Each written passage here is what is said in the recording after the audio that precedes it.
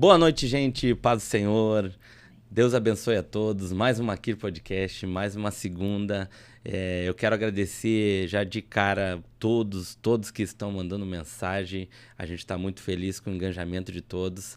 E então, por favor, já aproveita e se inscreva no canal, aciona o sininho aí, compartilha para que cada vez mais as pessoas cheguem e reconheçam e vejam o amor de Cristo.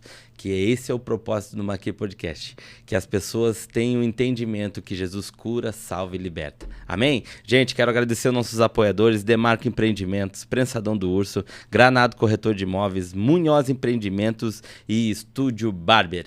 Gente, muito obrigado pelo apoio. E você que quer se tornar nosso apoiador, por favor, entre em contato com a gente, que vai ser um prazer ter você conosco. Gente, essa é a última segunda-feira do ano que a gente vai gravar. Eu quero agradecer muito vocês, e eu tenho certeza que foi um ano de bênção, assim, não só para minha vida, né, que eu recebi esse presente que é de estar trazendo essas pessoas e vendo que realmente Jesus, ele é incrível, mas acima de tudo, gente, eu quero agradecer a companhia de vocês. Muito obrigado. Deus abençoe a todos. Makir Podcast.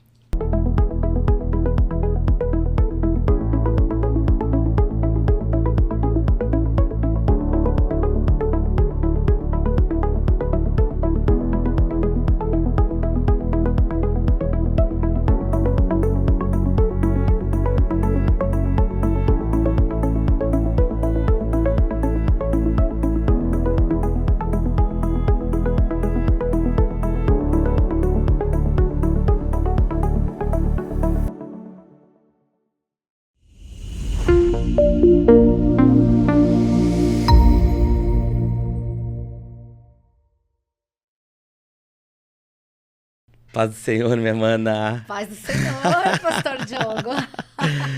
Janaína Almada, é um prazer gigante ter você aqui.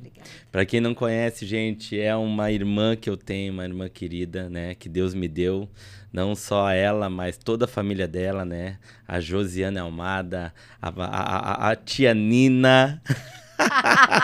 Tia Nina, é terrível, gente. Ai, meu Deus do céu, gente. Ela muito obrigado. Muito obrigado por ter aceito o convite. Seja bem-vinda no Makir Podcast. Obrigada. Eu que agradeço. Uma semana antes do pastor Diogo ter me convidado, no meu trabalho eu falei bem assim: nossa, né, gente? Ninguém me convida para um podcast. Olha. Acho uma judiaria um negócio desse. Aí, Deus, no meio de uma situação muito difícil, me coloca na frente do Diogo, né? Do pastor Diogo. E aí, no fim, que eu vou contar algo para ele. Só vou tirar aqui, porque fica à vontade, mano. Baixar aqui. Daí acontece uma situação que, né, de uma perda bem difícil. A gente conversou. E quando eu fui contar de algo que aconteceu para ele no WhatsApp, tinha uma mensagem: ô, Manan, será que tu... Nossa, meu Deus. Aí olha o que Deus já faz aí, né? Ou seja, ninguém tinha me convidado para um podcast porque eu precisava que fosse esse podcast. Amém, onde Mana. a gente fala da palavra, né? Tu sabe a história do Makir, né? Ainda não. Então, é alguém que entrou de um jeito debilitado na casa de Makir, foi cuidado e voltou de novo para a mesa do rei. E foi por isso que Deus falou comigo. Entendi. Tá na hora de trazer as pessoas à mostra, os improváveis, aquele que de repente tá debilitado durante o tempo, encontra Cristo e depois volta para a mesa do rei. Aconteceu comigo e aconteceu com todo mundo que passa por essa mesa. Meu Na Deus. realidade, o que acontece? Quando eu te chamei, quando eu tava numa fisioterapia lá, enfim, e aí quando eu falei contigo, eu tinha recém Deus falado comigo, assim, porque todo mundo que passa aqui, mana, é oração. Entendi. E é o tempo dele. Entendi. Porque já era pra ter feito lá atrás, lembra? E aí, quantas vezes foi assim, adiado? E quando tava chegando o dia, eu pensava assim: meu Deus, eu tenho tanto pra falar, né? Eu falo tanto.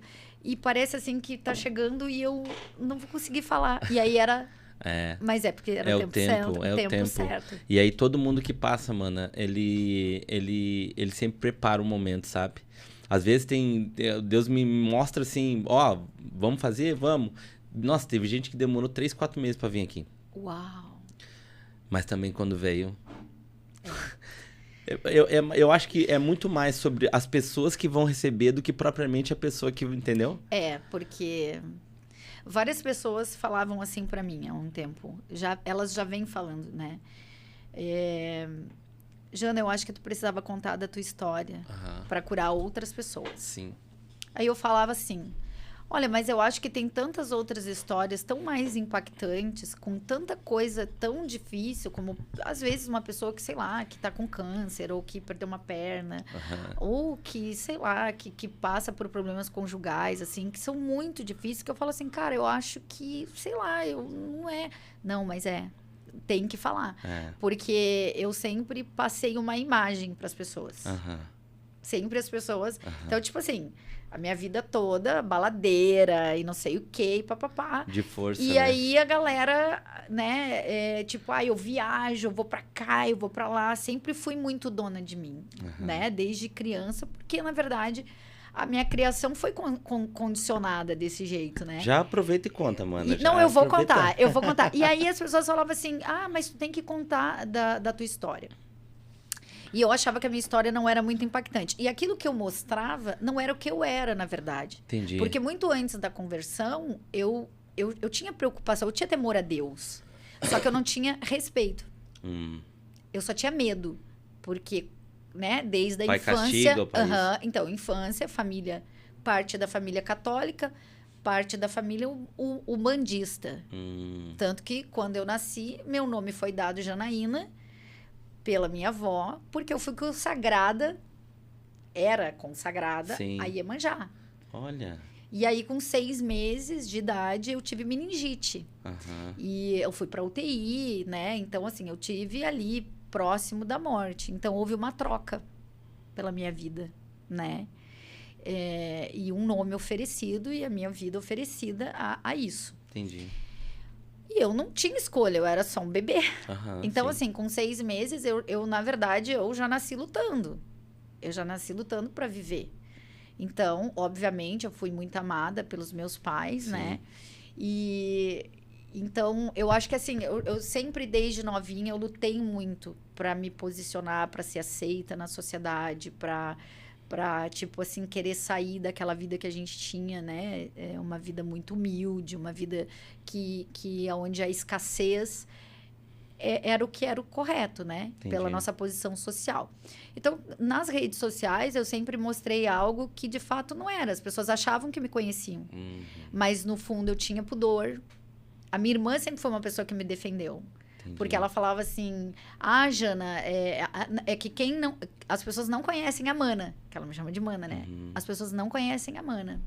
Eu gostava de ir pra festa, dançar e tudo aquilo. Isso eu sempre gostei, né? Mas chegava na hora de ir embora, eu ia sozinha.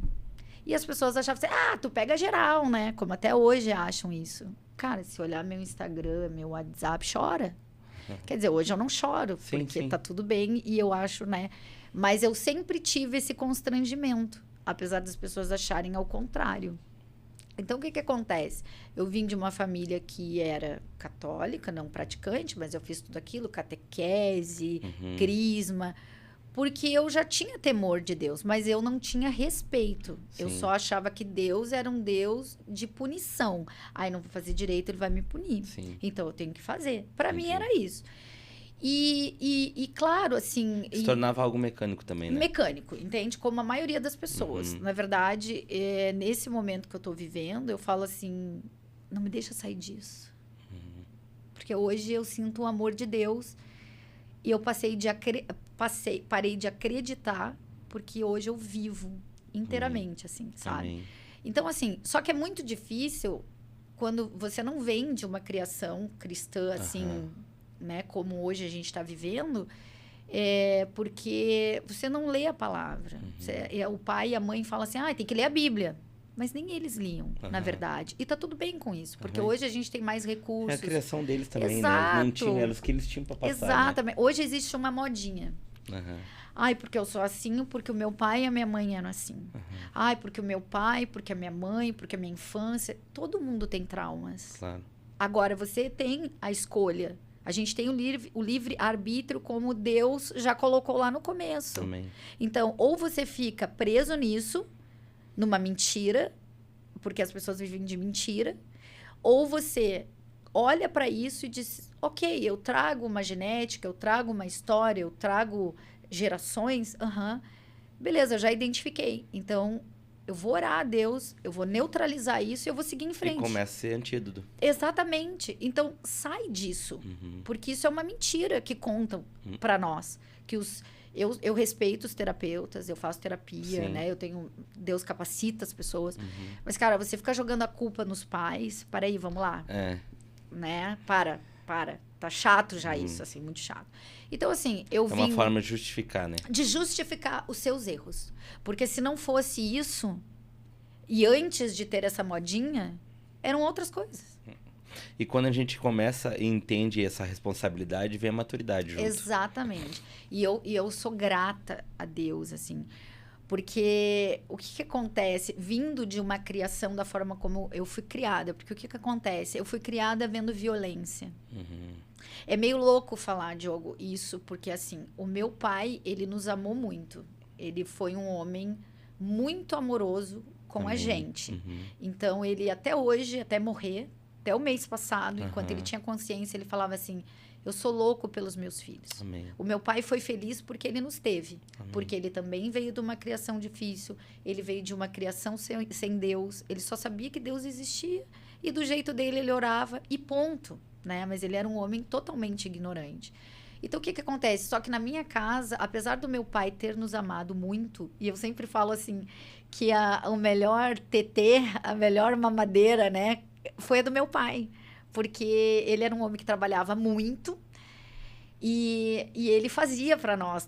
Todo dia de manhã ele ia lá e entregava no berço. E a gente, pá. Aí antes dele sair, pai, eu quero mais. Ele estava atrasado e ele ia lá e fazia, cara. Meu pai me ensinou a andar de bicicleta. O meu pai, ele me deu a primeira bicicleta. Todo dia eu perguntava assim, pai, é Natal? Ainda não. Porque eu sabia que eu ia ganhar uma bicicleta no Natal. E no dia do Natal, eu não perguntei se era. E ele falou, tu não vai perguntar se hoje é Natal? Eu falei, pai, hoje é Natal? É. E na época a gente acreditava no Papai Noel. E ele me deu uma cicizinha. Nossa. A cicizinha, só quem tinha cicizinha era rico. A cestinha. Exato, eu tinha cestinha. A minha cicizinha era toda cinza, era linda. Eu me lembro dessa Aí ele me ensinou a andar de bicicleta. E aí a gente ia mudar de casa. E aí ele me segurando e correndo, né? E segurando assim, lá na São Luís. Lá na São Luís. Lá em Pelotas. E aí, eu... Pai, segura! E eu olhei assim, e ele tava correndo, eu já tinha me largado, entendeu? Então, assim, ele me ensinou a andar de bicicleta e tem muitas coisas legais. Meu pai levava café na cama para mim de manhã, quando eu não trabalhava, né, no sábado. Então, qual pai, né? Não são todos que fazem isso. Isso já numa adolescência. Isso já na fase de adolescência adulto, já, né? Só que o que acontece? Meu pai, ele teve muito problema com bebida. Então, quando ele bebia, meu pai era um homem muito violento. Entendi. E eu fui criada dentro de uma violência, né? Doméstica, assim. Minha mãe, que é uma mulher sensacional. Eu achava, assim, que, tipo... O cara da história era o meu pai. Tanto que a minha energia masculina sempre foi muito alta por causa dele. Porque eu pensava assim, ele é o cara que impõe medo. Ele é o dono da casa. Ele faz e acontece, todo mundo obedece. Então, eu quero ser igual a ele. E aí, eu olhava pra minha mãe como? Pô, ela apanha. Nossa. Ela é traída. Caramba. Ela tem uma vida difícil. Eu vejo a tristeza nela todo dia. Eu não quero ser como ela. Só que, na verdade, era ela quem levava a casa. Porque o meu pai era um fraco. Meu pai era um bêbado. E o meu pai era um traidor. Então, era muito difícil isso, né? Porque, assim, eu via um pai amoroso com a gente, só que quando ele bebia, ele se transformava completamente. E não era uma coisa que acontecia uma vez no mês, uma vez, 2 vezes no ano. Era sempre. Então, na fase adulta, eu descobri o que era ter síndrome do pânico e crise de ansiedade. Quando essas crises vieram, eu entendi que eu tinha isso desde criança. Porque quando meu pai chegava em casa, ali quando eu tinha 12 anos e tal... Eu me escondia, assim, do trás do guarda-roupa e tremia. Tremia muito. Por quê? Porque eu sabia que já ia começar a briga. Nossa. E, assim, as maiores brigas eram na madrugada. Era no momento que o cão estava trabalhando. e tinha bebida. Claro. Por consequência, morar numa cidade pequena, de 25, 30 mil habitantes, todo mundo conhecia meu pai. Ninguém iria apoiar minha mãe. E muito menos a família dela, que sentia medo dele. E já era uma cultura também lá E atrás, já era, né? e já era. Então, o que acontece? Eu olhava para tudo aquilo, imagina, uma criança com 11 anos, eu ia todo dia para a escola muito triste, sofrendo. Por isso que eu vou deixar um recado para os pais aqui. Amém. Não briguem na frente dos seus filhos. Porque vocês não têm ideia do quanto uma criança sofre e do quanto ela entende sim o que está acontecendo. Tudo que ela quer é que os pais fiquem junto, mas elas não suportam mais ver tanta briga, tanta discórdia. E quando uma mãe fala mal de um pai, por mais que ele mereça, por mais que ele realmente seja um cara horrível, ela está destruindo com aquele herói, né? Que a criança acredita que seja, assim. Então, todo dia eu ia para a escola muito triste, muito mal, assim. E tanto que quando a minha mãe, com 11 anos, contou que estava grávida da minha irmã, a primeira coisa... Eu tinha 11 anos, né? E eu falei bem assim. E tinha também o teu irmão, Aí tinha né? o meu irmão, né? Que eu e meu irmão, 3 anos de diferença um do Aham. outro. Então, a gente foi criado juntos, vendo a mesma coisa juntos, Entendi. né? Uhum. Só que eu sempre tinha aquele instinto de proteção, tanto com ele quanto com a minha irmã, que depois Entendi. nasceu. E eu falei bem assim pra ela, é tão difícil com a gente. Vocês vão ter outro filho. E foi uma gravidez muito difícil, foi uma gravidez que mesmo na gravidez rolou muita violência, né? E daí a minha irmã bebê, a gente ter que sair correndo de madrugada de casa. Então, assim, eu fui criada... Cara, não existia Deus. Eu só pedia para Deus, Deus, por favor, acaba com isso, porque eu não aguento mais. Mas não, entendeu? Porque a gente não sabia orar, a gente não sabia pedir, a gente nem tinha Deus dentro de casa. É que hoje, né, Jana, hoje é mais aberto, né? Mas naquele tempo Não, lá... naquele tempo não. A gente sabe que hoje o inimigo, ele tenta destruir um casamento, uma família. Não é só destruir um homem e uma mulher. É tudo, né? Principalmente para a geração. É. É eles que são afetados. Totalmente, assim, sabe? E desesperada, assim, sabe? Não tinha o que fazer, sabe, Diogo? E eu incentivava minha mãe a se divorciar. E eu sou uma pessoa totalmente a favor da família. Eu sempre brinco, assim, com os amigos, que na época que eu saía, os namorados das minhas amigas, eles não gostavam de mim, até me conhecer. E entender que quando uma mulher reclamava de um homem, eu falava, tá, mas peraí, vamos balancear esse negócio aí, porque mulher também é terrível, né? Então, eu falava... Cara, não termina, tenta ver, ou que uma amiga casada, não, mas vamos olhar para essa situação, ver se não tem jeito. Cara, não dá para conversar, porque na minha família não tinha diálogo. Entendi. Era só a voz dele e pronto. Era só a voz dele. Consequentemente, a minha mãe, como era infeliz, né, e ela até se tornou uma mulher mais fria. Minha mãe não era uma mulher do abraço, do carinho. Claro, ela dava aquilo que ela recebia. Claro. E, consequentemente, eu me criei e sou um pouco desse jeito. Mas a minha mãe dava atenção, ela fazia aquela comida, ela tava sempre ali pronta, né? E a minha mãe bebia também. Nossa. A minha mãe acabou que bebia bastante. Então, assim... De repente também para amenizar, né? Para amenizar aquele sofrimento, tu entende? Porque ela morava numa cidade pequena, o marido bêbado, ele só trabalhava muito. Meu pai chegava no porra que chegasse no outro dia, ele estava lá trabalhando, assim, né? Não tinha... E ele era um homem muito honesto, assim, sempre foi muito honesto. Então, ela tinha isso como, cara, para amenizar. Tanto que depois que eu me tornei adulta, né, que eu fui trabalhar em cartório e tal, porque eu comecei a minha vida de trabalho com 14 anos de idade, né? Porque eu olhava para aquele cenário e eu tinha uma certeza, eu não quero isso para mim. Eu não quero isso para mim, eu não quero essa vida. E claro, consequentemente, eu tive uma mãe que ela queria o melhor para mim, mas o melhor dela para mim era: tu não tem que casar. Tu não tem que ter filho. Homem não presta. Se tu tiver filho, tu vai acabar a tua vida. Liberando palavra. Era isso. Porque tu tem que ser independente, porque tu não pode mandar homem, né? Consequentemente, Diogo, o meu pai, eu só fui apresentar um namorado, de fato, que ele aceitou, aos 44 anos. O ano passado. Jana. O meu pai, ele me amava tanto que o amor dele era só pra ele. O amor dele por mim era só pra ele. Ele me sufocava. Então, ele nunca aceitava nenhum relacionamento. E no ano passado, eu ouvi da boca dele quando eu tava lá na minha casa com uma amiga e ele disse assim... Aí eu falei, a gente conversando, ela falando que tava com alguém e tal. E eu falei, né, amiga, ele só aceita os das amigas, da minha irmã, do meu irmão, né? Mas meu, ele sempre... Ele é porque, sabe, né, o jeito dele. É porque eu derramei sangue das minhas mãos. Olha aqui, eu tenho as marcas até hoje pra te criar. Que tu foi a minha primeira filha. Porque não é bem assim. Eu acho que, na verdade, tudo aquilo que ele fez com a minha mãe, ele tinha medo que fizessem comigo. Ah, entendi. Eu acho que pode ser um pouco Claro. isso, sabe? Então, o meu pai, ele me amou tanto que ele me privou de muito. Eu nunca... assim, quando ele meio que aceitava, ele dava um jeito de brigar com o meu namorado, de não receber em casa, de não querer saber, sabe? Então, era assim, eu não tinha essa liberdade com ele. Para mim, era muito difícil. E por isso, o meu pai, ele foi me podando. Então, os meus relacionamentos nunca deram certo. E assim, claro que muitos eu dou graças a Deus, mesmo. Primeiro a Deus, depois ao meu pai, que teve a sensibilidade ou a insensibilidade de fazer daquela forma. E tipo assim, não vai acontecer. Então, tá ótimo. Porque quando eu olho pra trás, eu não gostaria de estar em nenhum daqueles relacionamentos. Amém. Nenhum, assim.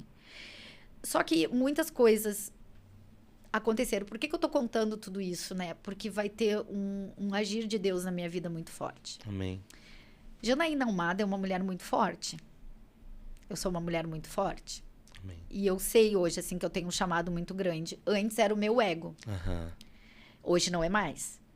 Então, eu sempre me achei o patinho feio. Sempre as minhas amigas eram mais bonitas. Eu, quando novinha, tinha bigode, era dentuça, gordinha, cabelo desse tamanho, horroroso. Porque imagina, né? Não tinha nem shampoo direito para lavar, lavava com um sabonete. Quando era alguma coisa legal, era no Eutrox. Então, eu sempre, assim, quis muito ser aceita, eu quis muito ser bonita, eu quis muito ser vista. E como eu sou muito pequena, eu já era toda entonada desde... E o que acontece, assim, essa vaidade, ela foi embora, né? Hoje, assim, não é mais o meu ego. E hoje eu entendo, só que é uma coisa muito avassaladora. E a Janaína Almada, ela é uma mulher forte, mas ela não é uma mulher que quis ser solteira. A Janaína, ela não é uma mulher que ela não quis ser mãe. O meu maior sonho, quando eu falo disso, eu me emociono. O meu maior sonho é ter minha família. Amém. E um dia, vindo de carro de Floripa, eu falei assim, Deus, por que tu não me dá minha família? Por quê? Eu batia na direção e dizia, cara, eu tô te pedindo uma coisa tão simples. Eu só quero uma família. Eu não quero essa vida. No mesmo momento, veio algo assim, e eu sempre dizia assim, cara, a galera fica falando que ouve Deus, eu não sei que tanta essa gente ouve Deus, eu não ouço nada. Falava assim, essa palhaçada de ouvir Deus, um bando de gente mentindo. E vem um pensamento, quando tu nega algo pro Davi, que o Davi, pra quem não sabe, é meu sobrinho que eu amo, tenho 2 sobrinhos maravilhosos. Quando tu nega algo pro Davi, que a tua irmã nega algo pro Davi, é porque tu sabe que aquilo vai fazer mal naquele momento, né? Então, tu tá preservando o Davi de ter algum problema. Aí, quando a gente diz não, um pai diz não para um filho porque ele quer salvar esse filho a todo custo. E eu pensei assim, tá, mas Deus quer me salvar da família? De ter uma família? Como é que é esse negócio? Não é, que eu não estava preparada. É isso aí. E aí, ali eu cessei. E eu nunca mais pedi. Não daquele jeito. Beleza. Então, a Janaína, ela é uma pessoa que ela sonhava em ter 3 filhos homens. 3 filhos homens. E a Janaína sonhava com um casamento, de entrar na igreja, ser conduzida pelo pai. Mas, principalmente, que o meu pai, físico, abençoasse. Que foi uma coisa que ele nunca fez. Pois bem...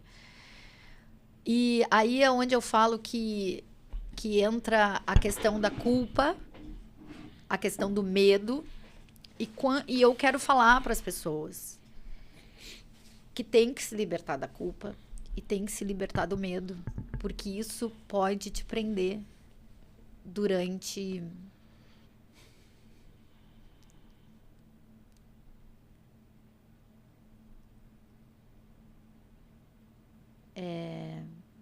17, 27, 37, 38, 39, 40, 41, 42, 43, 44, que eu tô com 45, né? Isso pode te prender, no meu caso, por 27 anos. Mas o medo e a culpa pode te prender por uma vida inteira e você não realizar os seus sonhos por conta disso. Mas claro que essa culpa só foi embora porque eu ouvi Deus. Amém. Porque Deus capacitou pessoas para falar comigo. Pois bem, eu tinha uma família muito humilde, em que o meu pai quebrou, a gente teve que vender geladeira, teve que vender tudo de dentro de casa para comer. Um dia até falei para a mãe, não dá para fazer um pão feito em casa? Mas nisso, assim, eu já tinha 16 anos, tá? Nossa. Tá, e aí, disse, não dá para fazer um pão de casa? Ela falou assim, a gente não tem gás e a gente não tem fermento. Tá bom. Então, a gente ficou sem nada, né? Eu morava numa casa que não tinha nem um reboco, não tinha porta nos quartos, o banheiro, a porta era um lençol, né? Então, era desse jeito. E aí, eu comecei também já a trabalhar e tudo. Só que eu tinha um namorado, né? Eu tinha realmente um namorado que o meu pai meio que aceitava, meio que fazia aquelas brigas e tal. E o que eu vou falar é que é muito sério. E é uma coisa que agora eu posso falar, porque o meu pai, ele morreu, né, no dia 11 de novembro. E falar sobre isso antes, e se ele ouvisse, talvez ele se tirasse até a vida, né? E eu não viveria com peso, assim, dessa culpa. Pois bem, eu tive um namorado e tal, e ele meio que aceitou, e aquela coisa, mas era quando ele podia, ele brigava, corria com todo mundo e tal. E aí teve uma noite que ele bateu muito na minha mãe, e ele foi até a casa desse meu namorado, onde eu tava, né? E me contou e tudo e tal, eu saí correndo. E aí eu falei assim, eu não quero mais essa vida, eu não aguento mais isso. E eu arrumei um emprego de babá, fui cuidar uma criança no cassino. Uhum. Como eu tinha vários problemas de saúde, que quando eu falo assim, eu luto desde bebê, eu também tive problema de crises convulsivas dos 9 anos aos 19 anos de idade. Eu fui em coma para UTI várias vezes, em coma convulsivo e tal, né? Enfim, fiz vários tratamentos, tomei medicamentos que se eu engravidasse, eu poderia ter um filho sem cérebro, todas essas coisas. Então, o médico sempre alertou muito sobre isso. Beleza. Mas eu não tive instrução. Minha mãe era uma pessoa que sentia muito medo o tempo todo. Tanto que quando aconteceu a primeira vez que eu fui contar para ela, ela me falou assim, se teu pai descobrir, ele vai te matar. Então, a palavra matar, a palavra vai te matar, ele vai me matar, era muito forte dentro da nossa casa. E beleza, aí eu tive esse namorado e eu engravidei. Quando eu fui pro cassino, eu não sabia. Por quê? Né? Cara, para começar, com 16 anos de idade, já tendo, Nossa. né, relação, tá tudo errado, mas ok. E aí eu descobri que eu tava grávida lá no cassino. Não, na verdade, lá eu meio que desconfiei, assim, e fui pra Santa Vitória. E lá, aí tá, eu muito enjoada, toda aquela coisa, eu falei pra minha mãe, eu acho que eu tô grávida. E ela, meu Deus, o teu pai vai te matar, o teu pai vai te matar. Claro, ela tava com medo. Claro, mas ela vivia sendo espancada, entende? não só ela apanharia também, mas entendeu? como você Todo também. mundo. E tanto que assim, 2 meses antes, meu pai tinha chegado bêbado em casa, sentou no sofá, colocou a arma do lado, assim, e chamou ela. E eu falei pra ele assim, se tu atirar nela, tu vai ter que atirar em mim. Né? E claro, a minha irmã estava dormindo, ela nem sabia disso, né? Ela era criança, o meu irmão também estava. Então, eu sempre defendi muito a minha mãe, assim, eu amadureci muito cedo, né? A minha irmã, quando nasceu, eu criei ela, eu cuidava dela, eu dei comida, eu troquei a fralda, eu dava remédio, eu acordava no meio da madrugada. Então, ela é minha filha, entende? Uhum. Ela é o meu amor, assim. Eu falo que a minha irmã, ela é tudo que eu tenho, né? E aí eu engravidei. Era uma forma de proteção também. Eu protegia ela, entendeu? E aí eu engravidei. E no mesmo momento que eu soube, assim, eu já, na hora, assim, eu vou tirar. Na hora.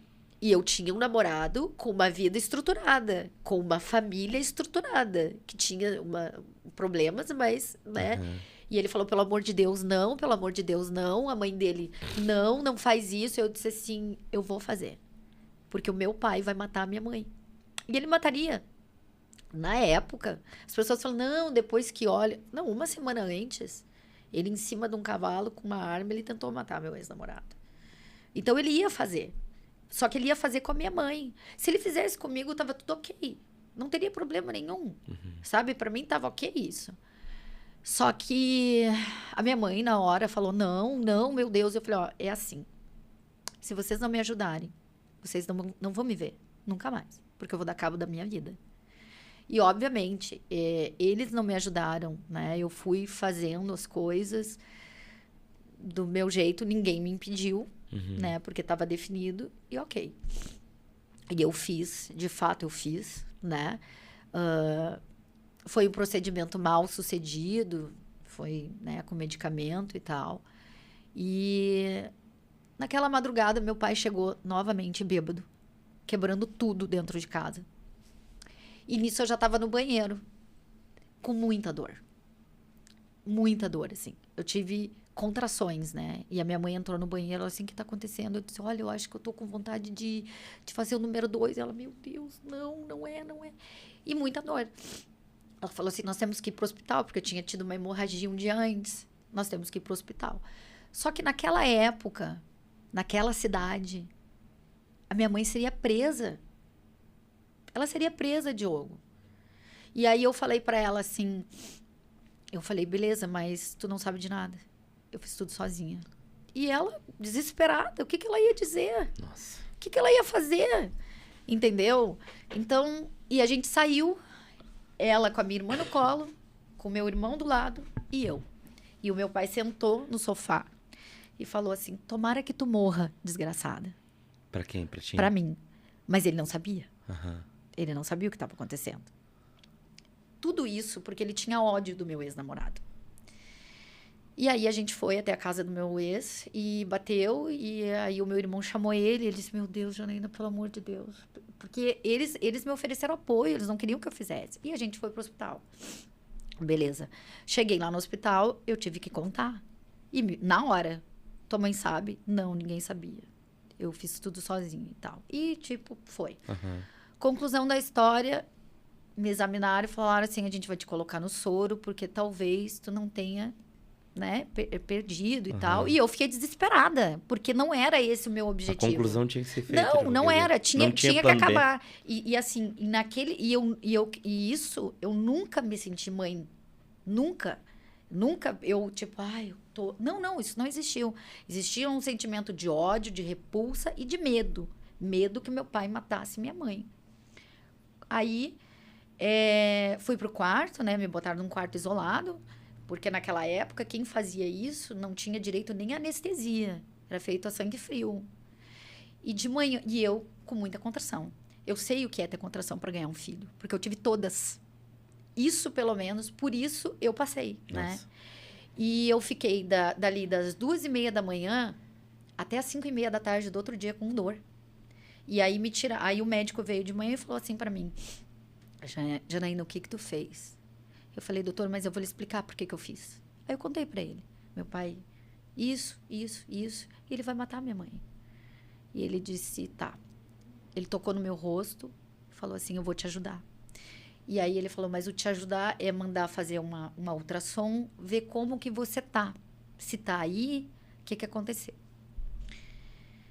Pois bem, saí do hospital para fazer ultrassom, numa clínica de um doutor que eu já conhecia. Ele disse, Janaína, pelo amor de Deus. Então, assim, era todo mundo me julgando naquele momento. Só que, tipo, ninguém tinha ideia do que eu tava sentindo. Sim, mas... Não houve acolhimento. E era lá em Santa Vitória? Lá em Santa Vitória, do Palmar. Uma cidade pequena, uma todo cidade mundo conhecendo. pequena, as pessoas todas conhecidas, ninguém podia saber, entendeu?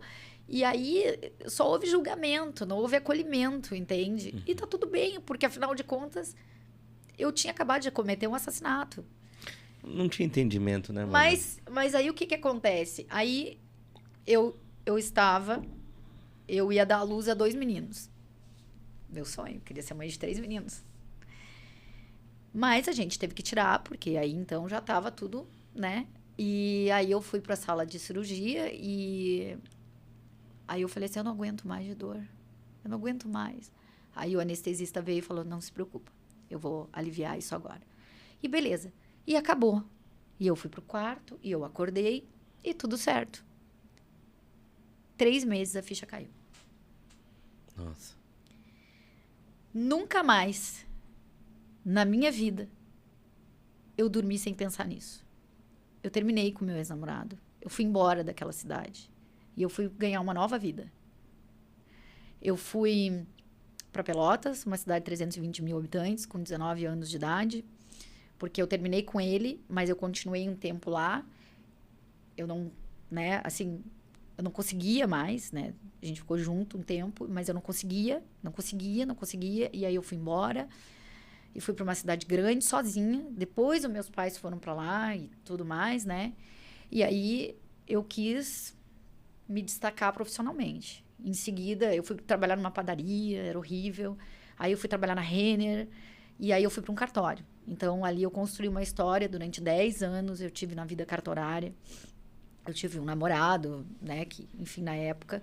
Mas, assim, a violência ainda continuava. E pior, a culpa. Pior que isso, Diogo, foi aos 19, né, que eu fui embora. Aos 19, eu fiz a primeira cirurgia para a primeira retirada da primeira trompa, de uma trompa e de um ovário. E aí eu fiz outras cirurgias. Em consequência do aborto. E aí, aos 23 anos de idade, nisso eu tive relacionamentos péssimos, né? Assim, eu tive situações que não foram legais. E teve um momento, assim, que eu até achei que tinha engravidado, que eu tava namorando já. E sempre aquela situação com meu pai, né? Namorava, mas ele não aceitava. E até contei pra ele, assim, ai, pai, eu tô grávida, né? Porque daí eu consegui, né? Antes da última cirurgia. E aí ele falou assim, eu lamento muito. Nossa. Eu disse, pai, tu vai ser vô. Ele assim, mas eu não tô feliz com isso. Eu lamento muito. Uma semana depois, acabou. Eu não consegui. E aí, aos 23 anos de idade, eu fiz uma última cirurgia. E aí eu não queria ir pro hospital porque eu sabia o que ia acontecer. E aí, na porta do centro cirúrgico, a minha mãe falou pra mim assim, eu quero te pedir perdão por não ter te parado. E como uma forma, assim, de amenizar o sofrimento dela, eu falei assim, mas a decisão era minha. Então, tu não te sinta culpada por isso, né? Não te sinta culpada por isso. Foi minha decisão. Porque eu não queria que ela carregasse, né? O sentimento que ela deve ter tido era... E aí, só que, beleza, fui. No outro dia, depois da cirurgia, no outro dia o médico foi me visitar. E quando ele me olhou, ele falou bem assim... Então tá, Janaína, a gente fez a cirurgia, tu tava muito infeccionada, tu tinha cistos do tamanho de uma laranja. E eu tive que tirar, tá? Teu ovário, tua trompa, e ele bateu assim. Mãe, biologicamente, tu não vai ser mais. Agora eu tenho que procurar um ginecologista, fazer reposição hormonal e se cuida, tá? E eu tinha 23 anos de idade, com todos os sonhos. Sim. Assim, foi desse jeito.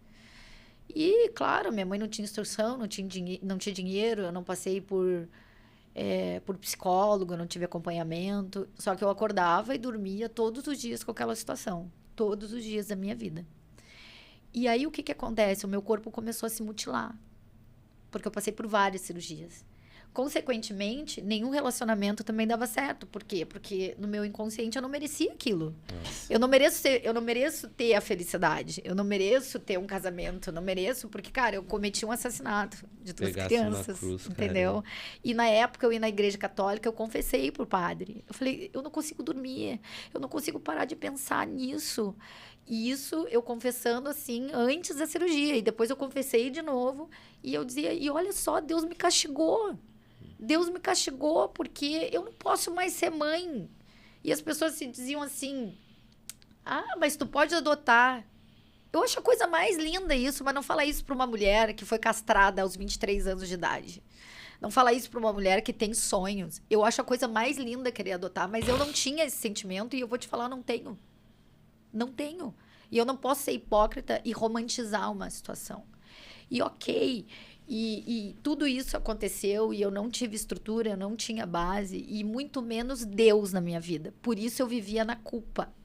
Eu vivia na culpa. Se matasse minha mãe, eu ia viver na culpa. Aí eu fiz o que eu fiz, né? Eu não tinha consciência, porque até então eu não... Aquilo despertou depois de 3 meses. E tudo isso aconteceu. E foi acabando os meus sonhos. Acabando os meus sonhos. Aos 24 anos, eu vivi um casamento. Eu casei no cartório com um amigo. O cara era meu melhor amigo. A gente conviveu 15 dias. Foi desastroso, sabe? Só porque eu queria sair da casa dos meus pais e eu ia para outro estado com ele, como fui. Só que eu não queria dar o mau exemplo, porque eu já tinha feito muita coisa errada. Então, assim, existia a possibilidade de fazer uma inseminação, mas era muito longe da minha realidade. Uhum. Naquela época era muito longe. Muito caro, né? Muito caro. Então, assim, eu via todos os dias os meus sonhos indo embora. Mas eu tinha que ser forte. Hoje já não é barato, imagina naquele tempo. E era isso. Então, tipo assim, todos os dias eu ia sendo podada de algo. Todos os dias algo ia sendo tirado de mim. E eu vivia naquela culpa. Então, eu achava que eu não merecia ser feliz. Que eu não merecia o amor de Deus. Porque eu tinha cometido um assassinato. 1 não, 2, né? Porque eu ia ser mãe de meninos. Nossa. Então, cara, não podia. E aí eu vinha carregando aquele peso, sabe? E aí era isso. E aí o que acontece? Casei só no cartório. Separei logo em seguida, de novo. Meu pai me apoiou, né? A separar. Minha mãe falou assim, eu vou te internar, porque tu tá louca. Não é possível um negócio desse. Porque a minha mãe queria que eu mantivesse aquilo. Claro. E não dava, não era... E ele não me fez nada, ele é uma pessoa incrível. Hoje ele tá super bem e tal. E durante muito tempo, depois da separação, eu só fui ver ele depois de 12 anos. E eu tinha sonhado com ele numa quinta. Eu encontrei com ele no domingo, numa outra cidade, em Porto Alegre. E eu sonhei que a gente se pedia perdão, se abraçou, chorou. E realmente isso aconteceu, sabe? No sonho aconteceu. E aconteceu 4 dias depois, numa outra cidade, sem eu esperar. E ali eu liberei, sabe? Só que o peso do aborto continuou. E, consequentemente, tu se afasta de Deus. Porque tu acha que Deus te castigou. Uhum. Quando, na verdade, não, né? E tudo isso, assim... E depois eu tive um outro relacionamento que foi... Pra mim, foi sensacional. E foi o tempo que eu me afastei da minha família, que os meus pais se separaram, se divorciaram, mas continuaram amigos. Eles eram mais incríveis separados do que quando estavam juntos, tá? Então, ali a gente tinha a oportunidade de estar juntos. Tanto que, quando eles se separaram, eles estavam já bem amigos, eles falavam um pro outro, eu vou te cuidar, se tu precisar. Um falava pro outro, tanto que a minha mãe estava no leito de morte agora do meu pai. E onde entra Deus nisso tudo, né? Deus estava ali para mim. Cara, Deus estava ali para mim o tempo todo. Eu não enxergava, eu não buscava. Porque eu era uma pessoa que eu sentia muita raiva, Diogo. E isso veio sendo trabalhado nas terapias e tal. Mas da onde era a minha raiva? Porque eu achava que tudo que acontecia comigo era injusto. Então, a injustiça trazia a raiva. E eu sempre fui muito dura com as pessoas. Né? Que essa história de mimimi... Por quê? Eu fui criada levando porrada. Uhum. Então, era assim que eu aprendi a me superar, a sobreviver. E se proteger. E me proteger. E eu tive um relacionamento onde esse cara, ele era o meu porto seguro. Porque foi uma pessoa que me ensinou muito, que cuidou muito de mim. Ele cuidava de mim de uma forma incrível. Eu ouso até dizer que ele foi o amor de verdade que eu senti. E quando eu descobri a traição dele, aquilo tudo caiu de novo. E eu fiquei desolada. Eu chorava por ele durante 2 anos e eu orava para Deus. Na época eu rezava, né? Hoje eu oro. Eu rezava e dizia assim, Deus, por favor, eu esqueço tudo que ele fez. Traz ele de volta para mim. Porque ele cuidava de mim. Ele me protegia. Fisicamente, financeiramente. E, cara, e a forma como eu fui traída e por quem eu fui traída, porque eu só não vou falar aqui, porque eu não posso levar um processo, entendeu? Que eu não tenho dinheiro pra pagar advogado por enquanto. Mas assim, o naipe que eu fui traída, e em quase 5, 6 anos que ele esteve comigo, ele fez com ela em 1 ano, entendeu? Ele assumiu outra pessoa, uma pessoa de um caráter, né? Não que ela não merecesse o amor, porque todas as pessoas merecem, mas eu fiquei desolada de novo. Falei, Deus, que é isso? Por quê? Eu queria me casar com ele, eu queria viver o resto da minha vida com ele. Ele falava na minha cara, não, mas eu não vou casar e eu não quero ter filho. Então, mulheres, quando vocês se envolverem com um homem, vocês têm que perguntar como é que ele quer a vida dele. Porque vocês precisam saber se isso inclui vocês. Porque todo mundo dá sinais desde o começo. Nós, porque a gente quer fazer do nosso jeito, porque não, comigo é diferente, porque eu sou gata, porque eu sou inteligente, que eu sou... Não é nada, filha. Não é nada. Existem homens muito bons por aí. Tem pessoas que até te amam, mas existe uma diferença. A pessoa pode te amar, mas ela não te quer na vida dela. Então tem que saber diferenciar. Então eu tive mais isso desastroso. Acabou esse relacionamento, eu fiquei sem chão, sem vida, não conseguia levantar. Eu fiquei 2 anos que assim, eu não conseguia me envolver profundamente com alguém, porque era como se eu traísse esse amor. Como que eu vou amar um homem mau caráter se eu não amo Deus? É mentira. É mentira eu falar que eu amo alguém se eu não amar a Deus, porque Deus é o meu pai. Amém. Deus é meu pai. E o ano passado eu fui num culto, cara, e quando o pastor explicou sobre você estar debaixo de uma cobertura espiritual, porque eu não conheço a palavra, eu não li a Bíblia. Jesus na minha vida é o extraordinário, é o sobrenatural. Deus na minha vida é o sobrenatural. O amor que eu tenho por Deus, assim, o que ele faz na minha vida é uma coisa que, tipo, tá escrito aqui já. Mas eu tô vivendo, né? Porque eu sou uma improvável. Eu sou uma pessoa que vem de uma família violenta, cara, que aconteceram coisas horríveis. Então, assim, tudo isso me gerou muito medo, me gerou várias situações que, tipo, outra pessoa se mataria, sabe? Então, de novo, acabou esse relacionamento. E aí, o que acontece? Meu irmão fica doente. Uma lambada atrás da outra. 29 anos. Câncer no pulmão. E a gente descobriu que já estava com metástase no cérebro. E falavam para ele que ele estava com síndrome do pânico, com crise de ansiedade. Internaram meu irmão no hospital espírita ainda. Foi a coisa mais horrível que aconteceu.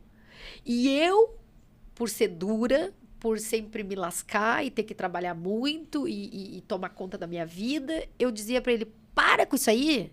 Tu tá com essas frescuras? Vai criar vergonha nessa tua cara? Tu tem um filho? Pô, um dia ele caído na rua, tremendo. E eu disse pra minha mãe, tu tem que trabalhar comigo aqui, tu tem cliente, como é que tu vai sair? Porra, mãe, eu não queria que a minha mãe saísse pra acudir o filho dela. Quando eu descobri o que o meu irmão tinha, porque eu fui a primeira a descobrir, eu carreguei uma culpa durante anos. De novo, a culpa. A culpa destrói com o ser humano. E, enfim, daí veio mais isso. Meu irmão morreu com 30 anos de idade. Eu falava, Deus, será que eu não tive fé suficiente? Porque na tua palavra, apesar de eu não saber, diz que tu pode curar. E por que tu não cura o meu irmão? Então me leva. Porque, cara, eu não vou ter filho. Eu já tenho mais idade que ele. Eu já viajei, eu já fiz várias coisas. Porque, assim, eu vivi muita coisa ruim, mas eu vivi muita coisa legal. Uhum. Eu já viajei nesse mundo, eu já fui pra Europa, já morei nos Estados Unidos e tudo pelas minhas mãos. Eu nunca precisei ser bancada pra isso, né? Deus agia na minha vida, ele deixava, quer ir? Deixar tu ir, então, pra tu aprender. E eu falava, Deus, será que eu não tive fé o suficiente pra que tu salve o meu irmão? E beleza, meu irmão veio a falecer, 30 anos de idade, aquilo ali aniquilou com a nossa família. E o que acontece? existiam várias culpas dentro de mim. Então, eu não me achava digna de nada. De nada. Tanto que, depois dessa cirurgia, eu operei amígdala, eu operei vesícula, eu fui operando várias coisas foram retiradas do meu corpo, e tudo mais. E sem contar, assim, eu inteligente, sabia me posicionar, vida financeira é uma droga, como sempre. E ok. Então, o que aconteceu? Meu irmão faleceu, meu pai foi embora para outra cidade, né? Eu me afastei muito da minha irmã. Nesse momento, a minha irmã começou numa vida muito, muito perturbadora. E a gente nunca mais passou um Natal e um Ano Novo juntos. 10 anos. Beleza. Nesses 10... Depois que ele faleceu, a gente nunca mais passou junto, né? Minha irmã se converteu com a morte do meu irmão, porque ele já era convertido, né? Ele morreu em... Dia 8 de dezembro, amanhã fazem 12 anos. Ele morreu no dia 8 de dezembro de 2011. Em 2012, em janeiro, eu fui para a Europa. Quando eu voltei da Europa, eu falei assim, eu não quero mais morar em Pelotas. E eu vendi o meu salão que eu tinha e vim para Floripa. Aqui, eu tive uma ascensão muito rápida. E eu me joguei nas festas. Joguei nas festas, fui pra festa eletrônica, experimentei bala, passei mal. E eu passei tão mal que um dia eu falei bem assim... Eu experimentei 3 vezes.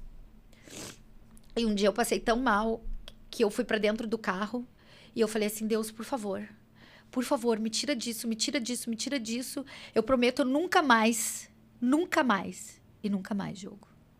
Amém. Nunca mais. Deus me tirou daquilo ali. Deus me tirou. E eu disse, nunca mais, Senhor, nunca mais.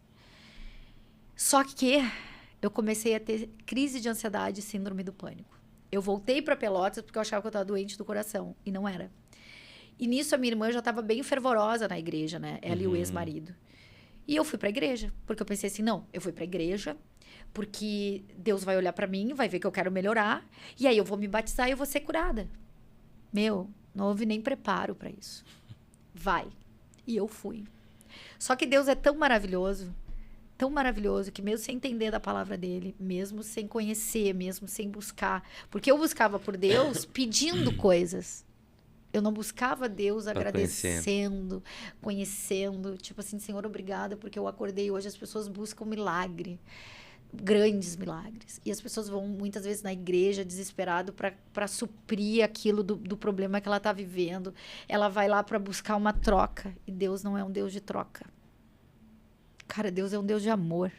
Amém. Cara, ele deu o seu único filho. Amém.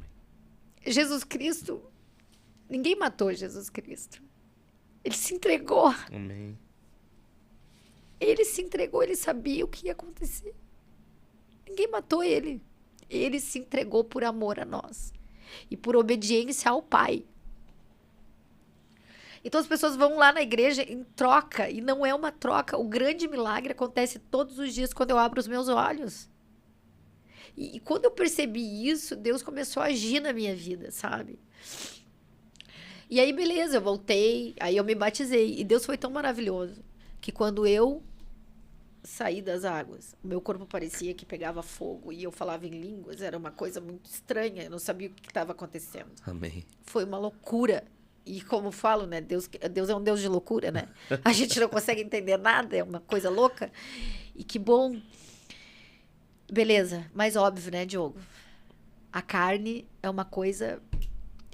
E como que eu vou falar para os meus amigos que eu tô na igreja? Uhum. Como que eu vou abrir mão? Tá, mas é só uma saidinha. Ai, mas eu vou tomar só uma cervejinha. Ai, nem vai fazer mal. Pô, que bobagem isso. Pois bem. Assim como aconteceu aquele batismo e aquela falsa conversão, eu já voltei para a vida normal. Por que eu entendi? Cara, eu me batizei, tô na igreja, mas eu continuo tendo isso aqui que eu tô tendo. Uhum. Isso é tudo uma mentira.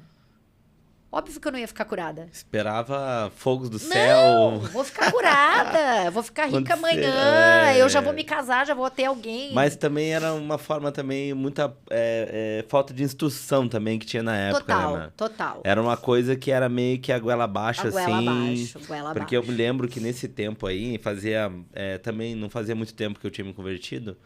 E E a gente... Eu nunca tive ninguém que me pegasse pela mão e disse assim, Diogo, é por aqui. Isso. Sabe?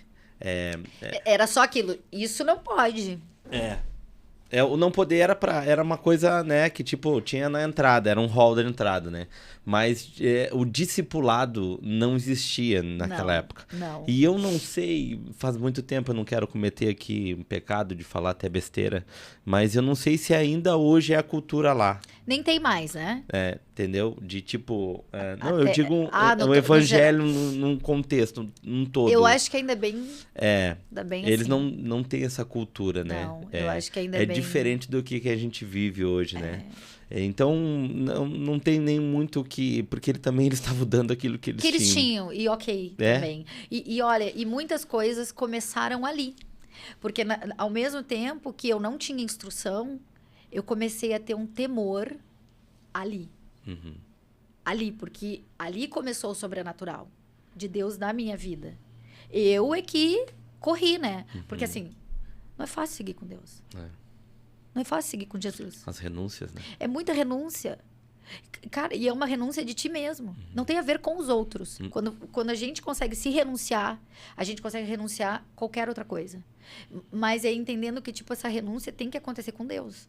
Porque senão não dá. Tu sozinho não consegue. Hoje eu entendo que quando a gente quer alguma coisa, ou quando a gente não quer mais alguma coisa, tipo, Deus, eu não quero.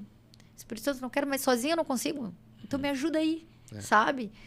E Tirar beleza. aquela capa, né? De super-herói. Tira, porque Deus não quer isso. Tem uma passagem na Bíblia que até que fala, né, que da situação que estava acontecendo, que Deus, tudo que Deus queria ouvir daquele povo era: não, mas a gente não consegue. Aí eles foram lá e não, mas a gente dá jeito. Aí foram tudo aniquilado. Por quê? Cara, eu só tava esperando. Então é assim, seja humilde com Deus, porque Deus conhece tudo dentro da gente. Então ele conhece o pensamento, eu só tá esperando. Minha filha, vem como tu tá. Quem não confessa fraqueza, não confessa fracasso. Exatamente. Quem confessa fraqueza, não confessa fracasso. E é isso. Não, mas na vida a gente espera sempre pelo momento certo. Com Deus, tem o momento certo. Mas não é como você tem que estar achando, né? Não, agora eu vou. Não. Vem todo liquidado. Como que tá, assim mesmo. Porque é aí que vai acontecer. E aí, ok, né? Aí tudo isso aconteceu, tal. Eu vim embora para Santa Catarina, retornei para Pelotas. Eu passei muito trabalho lá. Mas muito mesmo na minha volta. E sempre com crise de ansiedade, sempre com síndrome do pânico. E eu achava assim, cara, eu tô enlouquecendo. É certo. Eu tô enlouquecendo, eu vou acabar dentro de um hospital. E quando eu descobri que eu tava com síndrome do pânico, eu fui direto no psiquiatra que cuidava do meu irmão. E eu falei, olha só, eu preciso que tu faça todos os exames, porque falavam isso do meu irmão. E, na verdade, ele tava com câncer. E ele assim, Janaína, tá tudo bem contigo. É psíquico. Eu falei, não, eu dou curso, eu ministro curso, eu viajo. Eu já andei por tudo que é lado, eu não tenho tempo para isso. Eu não sou uma mulher depressiva, eu falei pra ele. Eu sou uma mulher que eu tenho atitude, eu me sustento e tal. E ele falou, eu acredito, mas tu precisa de ajuda. E o primeiro passo é tu aceitar. Eu falei, então tá, beleza. Em quanto tempo eu fico curada? Qual remédio que eu tenho que tomar? Aí ele falou assim, vez ou outra tu sempre vai ter. Eu falei, eu não nasci com isso. Eu não vou ter. Qual remédio que eu tenho que tomar? Nossa, aquele remédio, assim, acabou comigo, sabe? E aí vinha Deus, quando eu tinha as crises, eu dizia, Deus, por favor, tira isso de mim. E eram crises horrorosas. Eram coisas de eu vomitar, fazer tudo nas calças, de sair correndo no meio da rua. Era um pânico. Medo de morrer, medo da morte, medo, porque depois que o meu irmão morreu, eu comecei a ver a morte de outra forma. Então, de certa forma, eu estava reproduzindo as crises do meu irmão. E eu achava que como ele ficou daquele jeito, inconscientemente, eu também iria ficar. Beleza, tudo isso, tal. E eu sempre falava pra minha irmã assim, cara, tu tem que ir pra Santa Catarina, tu tem que conhecer vida depois daqui. Porque lá era muito difícil. Imagina, eu aluguei um lugar perto da minha casa que, tipo, Diogo, eu era tão úmido que tinha lesmas Eu acordava no meio das lesmas. Lá em Pelotas? Lá em Pelotas. Aí tinha só uma janelinha, assim, sabe? Entre o quarto e a cozinha. Então era uma umidade que escorria. Assim, eu passei vários trabalhos. Eu falo às pessoas, né, que Pelotas é a segunda cidade mais úmida do mundo, né? Exatamente. Só perde pra Londres. Exato. As pessoas não acreditam. Não, e assim, ó, e era uma coisa, é uma cidade que tem uma energia muito densa, né? É uma coisa muito difícil lá. Enfim, passei todos os trabalhos que tu pode imaginar durante aquele período e eu trouxe a minha irmã. Ela ia vir de ônibus, teve uma crise, aí no fim peguei meu carro, veio meu ex-cunhado, a gente veio pra cá, eu mostrei Balneário pra ela. 15 dias depois ela tava morando aqui e foi muito importante. Eles se hospedaram lá em casa? Isso mesmo, lá na tua casa, eles se hospedaram e começaram um novo tempo. E eu acabei vindo, fiquei aqui, né, por 1 ano, tentando aquela vida de ir na igreja, mas ia na igreja para ver se a vida melhorava e não tinha entrega com Deus. E vivendo na culpa, né? Beleza. Fui embora para os Estados Unidos, Deus permitiu novamente, acabei indo. Tive um outro relacionamento completamente abusivo. E aí é onde tudo começa. Por quê? Como que eu amo a Deus e eu quero casar com um cara que não acredita em Deus? Não tinha como dar certo. Mas eu achava que eu podia mudar ele com a minha oração. Mas a minha oração era totalmente falha, porque eu ia na igreja buscar outras coisas e não Deus. Eu ia buscar a solução para a minha vida financeira. Eu ia buscar a solução para o meu relacionamento. Eu ia buscar a solução para ter o meu green card e não faxinar mais nos Estados Unidos. Porque eu ia para trabalhar com cabelo, tarará, não dava. Aí eu tive que aprender a faxinar. E eu faxinei muito. Mas eu não ia buscar Deus, de fato. Talvez tudo tivesse se resolvido se eu tivesse buscado.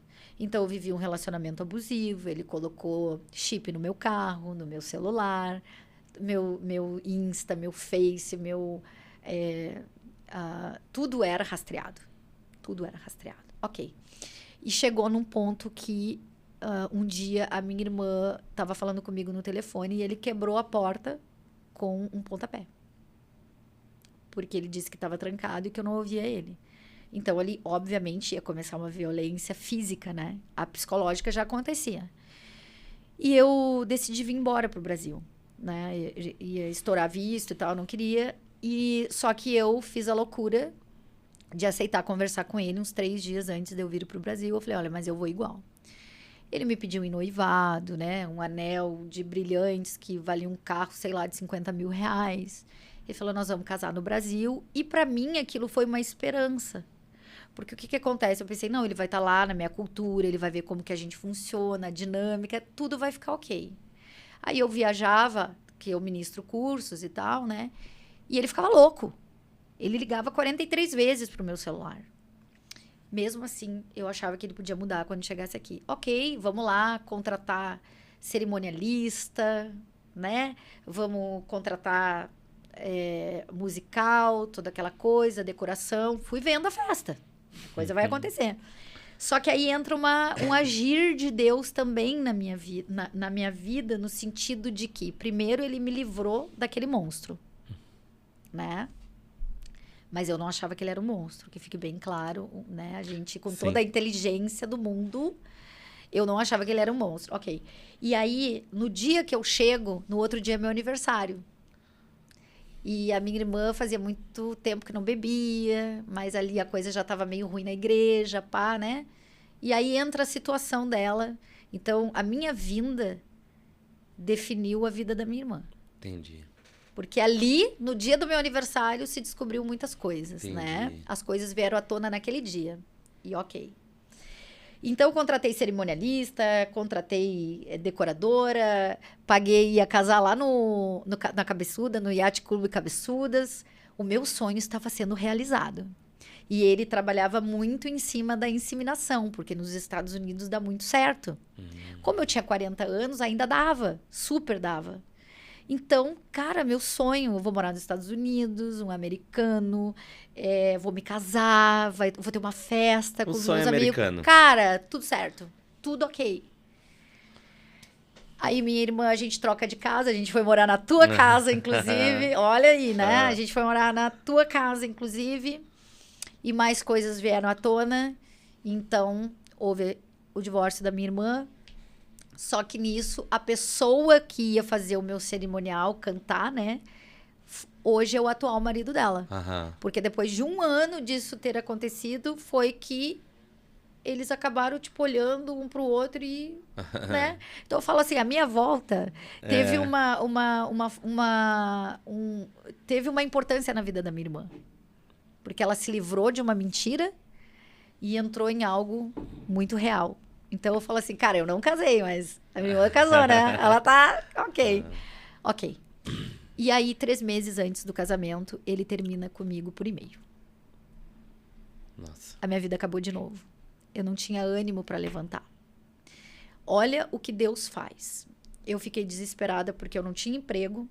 O meu dinheiro estava acabando. O contrato com a empresa que eu, quando voltei dos Estados Unidos, eu vim trabalhando com eles para ministrar curso, já ia ser, tipo assim, porque dezembro para. E aí, eu tô andando pela rua, pela Avenida Alvenbauer, que eu fui ver um salão, só espiei assim, eu falei, não é esse lugar que eu quero andar. E eu fui andando. E olhando para cima e dizendo, e agora, Deus? O que vai ser da minha vida? Porque eu já não tenho mais quase dinheiro, vendi carro que eu tinha uma vida extraordinária nos Estados Unidos, eu tinha carrão, eu tinha dinheiro, eu podia fazer o que eu queria, e eu tava sem nada, eu fiquei sem nada. E ainda praticamente abandonada no altar. E andando pela Alvenbauer, eu vejo assim um lugar, tá tendo uma feira, e aí uma pessoa vendendo óleos essenciais, ela disse, tu conhece? Eu não moro aqui, eu tô voltando agora e tal, assim. Tu já conhece esse lugar? O nome desse lugar é Nossa Casa. Nossa Casa. E eu, não. Tu não quer entrar? Eu entrei. E conversando, olhando, era só uma pecinha e uma outra pecinha no fundo, assim, que tinha. E aí saiu uma pessoa, o que tu tá fazendo aqui? Reconheci essa voz, era a Ali, irmã da Adri que trabalhou com a minha irmã no CCAA. Olha a coincidência, Deuscidência. E aí ela assim, o que tu tá fazendo aqui? Eu falei, cara, eu não vou voltar mais para os Estados Unidos, aconteceu isso, meu Deus, sério? E agora? Eu disse, agora eu preciso de um emprego, mas eu não tenho cliente aqui em Balneário. Então eu sabia o quão difícil ia ser. E Balneário é meio fechado para quem tá chegando. É uma grande ilusão. A galera me liga perguntando assim, e aí, Jana, tal. Eu disse, olha, vem preparado, tá? Porque aqui é a luta. Só é rico quem é rico. Quem é pobre tem que trabalhar igual. Não se situa. E aí ela assim, tu não sabe, as meninas vão alugar a sala do lado, querem montar um salão e tal. Nisso chegou uma das donas, né? A Sibeli, bem louca. E nisso eu tinha ido num salão e tinham quebrado todo o meu cabelo. Eu tava com tudo queimado, tava horrível. E ela me olhava e pensava assim, meu Deus, né? Como é que ela vai trabalhar assim com o cabelo aqui desse jeito? E aí ela me falou tudo como era. Aí chegou a Débora, né? Que é a dona do Causa Beauty hoje. E que é uma mulher de fé. Olha. Ela é cristã. Glória a Deus. E aí ela me conheceu, tal, tá? Depois então a gente chama. Aí ela me chamou e disse, não, a gente quer que tu trabalhe e tal. É tanto por mês. Eu falei, olha, eu não tenho nem cliente. Quanto mais dinheiro. Eu não tenho como. Mas ela quis, né? Ela quis que eu trabalhasse lá. Fui trabalhar nas minhas condições lá e tinha uma outra cabeleireira que tinha cliente. Essa cabeleireira não deu certo e eu dei certo. O salão era dentro da loja. Era um espelho e uma cadeira que fazia nhec, nhec, quando a cliente sentava, nhec, nhec, era um horror. Eu falava assim, eu só preciso ter luz boa. E ali começou o agir de Deus, de fato, na minha vida. Por quê? Porque eu estava numa casa que todas as mulheres tinham Deus. Olha. Todas as mulheres tinham Deus. A maioria era evangélica. E ali começou um grupo fazendo amigas. Quando elas me convidavam para ficar, a Dé dizia assim, deixa a Jana, ela vai ter o tempo dela. Eu pensava, oi. Nossa, saía dali. O que eu quero ficar em janta de fazendo amigas? Eu quero ir pra festa, pra balada. Sim, porque daí já tava começando a trabalhar, a coisinha tava começando a funcionar, né? Então, eu já queria conhecer todo mundo. Beleza. Mas nisso, eu morava lá no Monte Alegre, na tua casa. E todo dia ia de bike pro salão e voltava de bike. Eu me lembro. Nisso, estourou uma pandemia em março. A pessoa já não tem cliente. Já tá acabada. Não tem dinheiro, estoura uma pandemia. Isso aí é demais. Aí eu falo, Deus, cara, tu tá de brincadeira com a gente, né? E nisso eu já não ia mais na igreja. E nem a minha irmã. Totalmente afastada. E aí a gente tava sem Deus de novo. E eu tendo crises de pânico uma atrás da outra. Uma atrás da outra. De bater no meu corpo, que eu acordava no meio da madrugada com crise, e de bater no meu corpo para eu sentir outra dor para sair daquele transe. Até que um dia minha irmã me olhou e falou assim, meu maior medo é que uma hora tu não suporte mais. Tu precisa de ajuda. E eu falei, não, eu nunca vou fazer isso contigo. A Josi sempre teve isso aí, né? É. Nas horas de start, ela dá Ela para, bem calma, e ela falou isso pra mim. Eu falei pra ela, não, mas eu nunca vou fazer isso. Porque eu amava a minha vida. Só que ali começou um processo na pandemia, um pouquinho antes. Eu fiz um ensaio pra uma linha de lingerie, que é super séria. Não é nada, assim, tanto que elas atendem muitas grávidas e tal. E quando, naquele dia eu me olhei, 14 quilos a mais, e eu me senti linda pela primeira vez. E eu me olhei no espelho e falei bem assim, Deus, como que tu vai me dar saúde se eu amaldiçoo aquilo que tu me deu todos os dias, que é o meu corpo, a minha vida? Porque eu me olhava no espelho, eu me sentia feia, me sentia gorda. E gordo não é ser feio. Mas eu olhava aquilo que estava dentro de mim. E ali começou um processo. Ali começou um processo de amor. Mas eu entendi que Deus tinha que estar na minha vida. Ok, mas eu queria Deus na minha vida, mas eu também queria o mundo. E eu comecei a emagrecer e tal. E comecei a ficar bonita, como eu nunca tinha ficado na vida. Sarada, malhada, maravilhosa, com 1000 contatos. Era lancha, era festa, era camarote. E aí vem, né? E aí vem. E aí eu tava top. Mas nisso eu esqueci do meu trabalho. E eu já nem queria mais cabelo. Achava já uma chatice. E a Débora ali, firme, me aturando. Pois bem, o que aconteceu?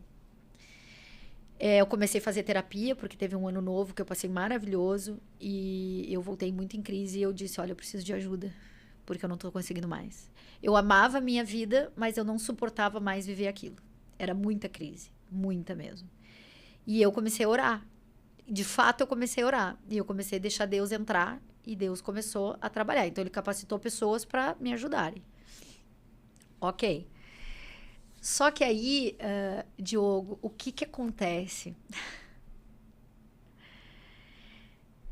Começaram a me ajudar. E aí, aquele pai amoroso que ele me ligava, né, sempre. Porque, apesar de tudo isso, meu pai era leve quando a gente ligava para ele. Porque quando ele parou de beber... Porque ele parou de beber, né? Quando ele foi para Pelotas. Cara, ele era o cara mais massa da vida.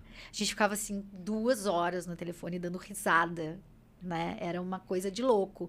E sempre se despedir do meu pai era difícil. Porque toda vez que eu abraçava ele, assim, era como se fosse a última vez. E eu não queria. Porque desde que eu me conheço por gente, eu tenho medo da morte. Eu tinha, sei lá, 3 anos de idade, quando meu pai saía para viajar de caminhão. Eu tinha medo que ele não voltasse. Eu tinha medo que ele morresse. Então, sempre... Esse foi o meu maior medo, que o meu pai morresse. Então, nisso tudo que aconteceu na minha volta dos Estados Unidos, que foi dia 4 de maio de 2019, e eu passei por todas essa síndrome do pânico, crise de ansiedade, fui praticamente abandonada no altar, veio uma pandemia, eu não tinha cliente, uma época eu achava que eu era influencer, e daí eu não queria mais saber de cabelo, e papapá, e toda aquela coisa. Deus fez o quê? 10 anos sem passar Natal com meu pai. Meu pai veio passar Natal com a gente. Ele chegou mais ou menos ok. E aí fomos, passamos juntos. Do Natal pro Ano Novo, ele teve Covid. E ele se deu uma recuperada. Em janeiro, ele teve um AVC transitório. Fiquei cuidando dele e eu pensava assim, Deus, eu não acredito. Eu tô na minha melhor fase. Eu tô feliz, eu tô power. Como é que tu tá fazendo isso comigo? Esse homem que durante 44 anos acabou com a minha vida. Ele me podou de tudo que foi jeito, colocou ele dentro da minha casa e agora eu não vou poder fazer o que eu quero. Como é que vai ser isso? Eu chorava. Mas eu cuidei do meu pai. Pois bem, meu pai veio ter o segundo AVC, só que dessa vez isquêmico. Então, eu troquei fralda dele. Ele ficou na cama, ele não conseguia comer. E ali eu me dediquei pro meu pai. E eu não tinha carro, né? Porque aí a vida ficou difícil demais. Então, muitas vezes eu fui pro trabalho andando de bicicleta, tomava banho de chuva. Ali na esquina do shopping tinha uma obra, a galera até ficava esperando, né, eu passar, porque eu caía. arrebentava com o joelho, destroncava o dedo, tinha que ir pro hospital. Eu ia e voltava de bike todos os dias. E aí ele fica doente. E aí eu trago meu pai num estado deplorável, assim. E brigando com Deus, né? Porque eu não acreditava que aquilo estava acontecendo. Aí Deus começa a me colocar no oculto. Porque aí os amigos sumiram. As festas acabaram. E As lanchas foram embora. As lanchas foram embora. E nenhum telefone tocava. Nem mesmo a amiga que estava dentro da minha casa, que eu acolhi ela, nem ela. Nunca disse assim, tu quer que eu cozinhe pro teu pai para tu poder trabalhar no sábado? Tu precisa que eu dê um medicamento para ele? Não. Nunca ela fez. E o meu pai vomitava na madrugada, eu tinha que me levantar, não sabia se eu segurava ele, se eu limpava o quarto. Eu acordava de manhã, ele tinha feito tudo nas calças, eu tinha que limpar. E o meu pai com 100 quilos e eu desse tamanho. Minha irmã morando em Itajaí, marido, filho, profissão, ela não conseguia estar 100% comigo. E ali, Deus trouxe o meu pai para que a cura começasse. E eu falava assim, Deus, mas não é possível, cara. Pô, tu me tirou tanto já. Como é que tu faz isso comigo agora que eu tô tão bem, que eu não tinha responsabilidade com nada, eu já não tenho filho, eu não quero responsabilidade. E eu ganhei um filho, eu ganhei meu pai. Então eu tinha medo de voltar para casa porque eu tinha medo de encontrar ele morto. Diogo, e muitas vezes assim, eu tinha que ir no mercado, porque a grana estava curta, e eu ia no mercado de bicicleta e voltava com as sacolas penduradas, uma caixa no banco do bagageiro. Eu falava, cara, eu não aguento mais isso. Enquanto eu via todo mundo, e até mesmo a minha irmã, de carro, de moto, mas ela estava tendo a vida que ela merecia, entendeu? Só que eu não. E eu falava assim, Deus, a minha irmã tem 30 anos, e ela é casada, ela tem tudo, e eu tenho 44, eu tô velha. Quando que tu vai me dar a vida que eu tô te pedindo? Sim, porque eu tô com prazo de validade, né, Deus? Já com 40 e tantos anos, a tia Jana, né? É pastor, que tu me chamava de tia Jana. E eu falava assim, cara, eu não aguento. E quantas vezes com as compras na mão e a chuva caindo. Teve um dia que eu... E aí, mas com tudo isso, cuidando do meu pai, eu pensava assim, eu preciso tornar a vida dele fácil. A minha vai ser difícil, mas a dele vai ser fácil. Eu trocava a roupa, eu trocava a fralda, eu levava o café da manhã com todos os remedinhos assim posicionados, a bolacha, tudo bem bonitinho para ele sentir vontade de comer. Eu ia pro trabalho de bike, eu voltava ao meio-dia para dar remédio e comida e eu voltava de novo de bike e à noite eu voltava. Eu acordava 3, 4 vezes na madrugada para saber se ele estava vivo, sabe? E, claro, chegou um tempo que eu comecei a ficar muito cansada e eu me irritava com meu pai. Só que, ele não reclamava de nada. Uhum. E o pouco que ele fazia, eu achava absurdo. Mas ele estava em cima de uma cama, um homem que sempre foi incrível, meu Deus do céu. E ali Deus começou a trabalhar em mim. E Deus começou a trabalhar em mim. E eu fui para a igreja. E lá na igreja, eu ouvi sobre... Você está debaixo de uma cobertura espiritual de um pai que não tem Deus, que ele não aceitou Jesus, que ele não tem uma vida próspera. A minha nunca ia andar. Só que Deus colocou meu pai dentro da minha casa para que começasse o processo de perdão. Uhum. Eu olhava para aquele homem que me machucou tanto, que por causa dele, os meus maiores sonhos foram embora. Mas eu tinha que amar ele mais que tudo, porque é isso que Deus, que é o nosso pai, ele faz com a gente. Deus nos ama, Deus não escolhe.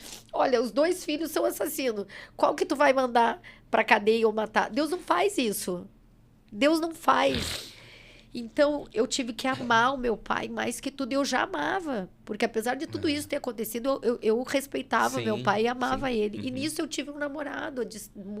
Ele morava numa cidade distante. E eu tinha que contar pro meu pai que eu tava namorando. E pela primeira vez o meu pai aceitou. Talvez porque ele estava em cima de uma cama, talvez porque ele precisava de mim, talvez porque ele estava dentro da minha casa. E ali eu comecei a ser protagonista da minha vida. Mas nisso, todo mundo foi embora. Só o pessoal do trabalho estava comigo. E eu cuidei dele, Diogo. E quando meu pai começou a ficar bem, ele disse que queria ir embora. E eu vivi várias coisas com ele, né? Eu tô resumindo. E passei muito trabalho. Eu chorei muito, eu ajoelhei, eu chorei. E aí eu indo pra igreja. E aí a Débora fez uma oração com meu pai, que um dia ele estava bem ruim, e ela perguntou se ele aceitava Jesus, e ele confessou. Amém. Então, naquele momento ali, eu pensei, Deus, tu me usou para que o meu pai aceitasse. Glória a Deus. Então, ele aceitou Jesus naquele momento, e eu pensei, se agora ele for, ele tá salvo. Amém. Pelo menos agora, mesmo na ignorância, né? Ele tá salvo. Então, ali eu entendi. É isso.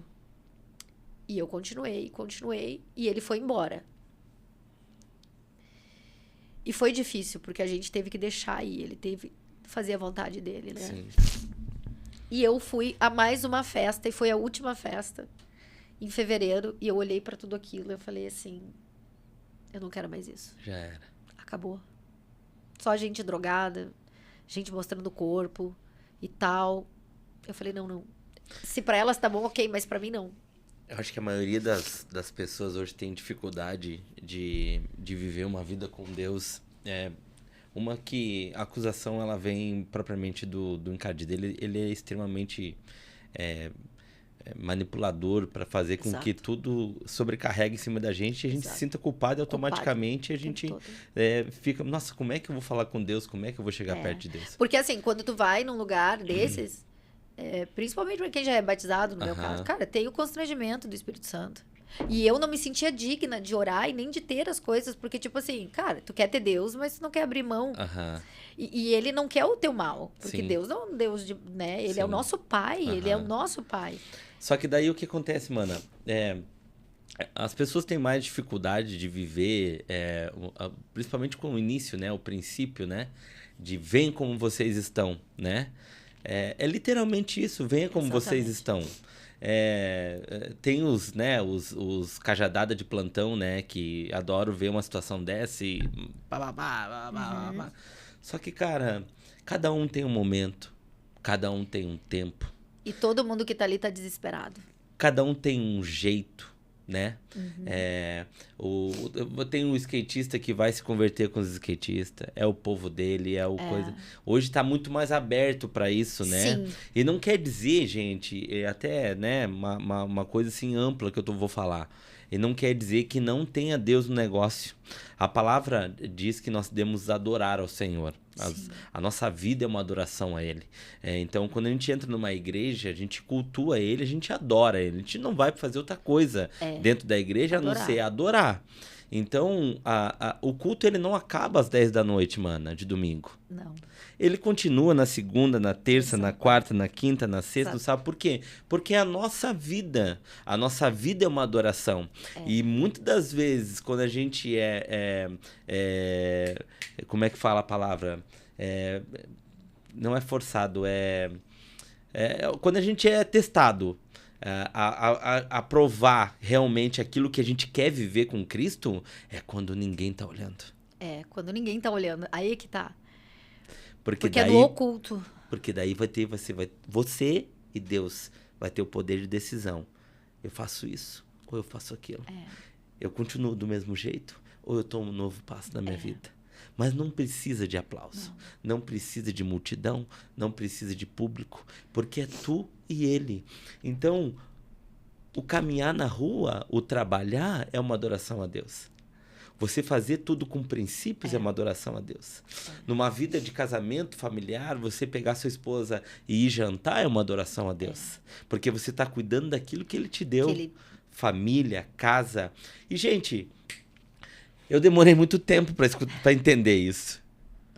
Ainda dá tempo, né? Entendeu? Então, isso aí não é uma coisa, gente, que a vida com Deus a gente aprende todos os dias. Todos os dias. Cada obstáculo que a gente tem, a gente simplesmente, no momento que a gente passa, glória a Deus, beleza. Mas deixa eu te avisar, daqui a 5 minutos vai ter outro.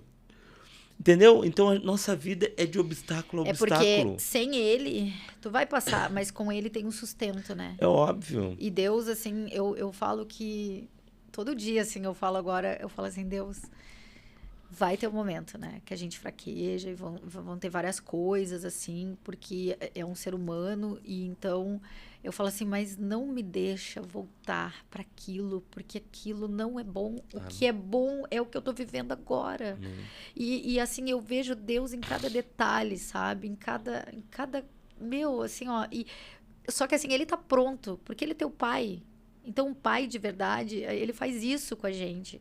Quando eu vou na igreja e todo domingo, quando tem o louvor, sabe? É uma entrega e é isso. Eu saio dali adorando e, e sempre tem uma música na minha cabeça, né? E eu saio de lá daquele jeito, e eu acordo desse jeito e eu falo assim, cara, eu quero que todas as pessoas sintam isso que eu tô sentindo. Só que as pessoas, elas têm medo. Sabe, elas têm medo porque acham que o que elas estão vivendo é de verdade. Não, isso não é. Isso é uma ilusão. Agora, viver esse amor é algo extraordinário. Mas tu entende por que de repente agora tu teve esse despertar, né? Eu digo agora, né? O tempo que tu tá vivendo. Por quê? Porque com certeza existem muitas mulheres, principalmente, da mesma forma. Sim, porque, várias. mana, se tu for olhar pra analisar desde a infância, né? Cara, tu teve teu herói e teu vilão. Sim, o tempo vivendo todo. ao mesmo tempo, o tempo todo, né? E aí, automaticamente, em cima de uma circunstância, sem entendimento, você fez o que fez, cometeu um erro, né? Que você mesmo disse, né? O entendimento que você teve em relação ao que você fez. Mas, em cima disso, automaticamente, sem conhecimento, sem entendimento, entrou Satanás. Com certeza. Acusando, botando culpa. Isso que ele e faz. trazendo todo um contexto. Mas assim, ó, já vinha em cima de uma família desestruturada. Sim, completamente. Entendeu? Por mais que existia promessa, Deus esperou o momento certo para agir. Mas ele estava sempre lá, o momento todo, cuidando. Todo o tempo. Deixando as coisas no devido lugar, te protegendo, colocando de novo as coisas no lugar. Aí a Janaína, sem entendimento, ia lá, querendo fazer as coisas de mão. Deus trazia de volta e colocava no lugar. E foi tão isso que nessa festa que eu fui, que eu olhei e disse, cara, eu não quero mais isso. E como meu pai tinha ido embora, e eu até revoltada, né? Tanto que eu mal me despedi dele. Eu pensei assim, agora meu pai não tá mais aqui, eu vou voltar para os Estados Unidos. Comprei uma passagem, né? O nosso coração é muito enganoso. E por isso que hoje eu digo assim, que eu tenho muito cuidado com essa história de tipo, não, porque Deus me falou. Muitas vezes é o teu coração que tá dizendo. E o que aconteceu? Eu comprei uma passagem para ir para os Estados Unidos. Porque para mim a solução era ir para os Estados Unidos. Eu queria voltar para aquele lugar onde eu fui fazer algo e que eu não terminei. E daí eu comprei uma passagem que era para maio. Meu aniversário, 4 de maio. Então, eu orei. Teve um sábado que eu orei e chorei bastante. Porque nisso eu estava sozinha. Mesmo meu pai tendo ido embora, eu já tinha mudado. Então, eu estava sempre sozinha no meu quarto. Sempre. E aí, eu comprei uma passagem. E quando saiu o voucher da passagem, saiu para o dia 4 de maio, às 19 horas. Eu falei, cara, é Deus. É Deus, porque Deus sabia da minha intenção de ir e tal. E no dia do meu aniversário... Não, é Deus. Vendi tudo da minha casa.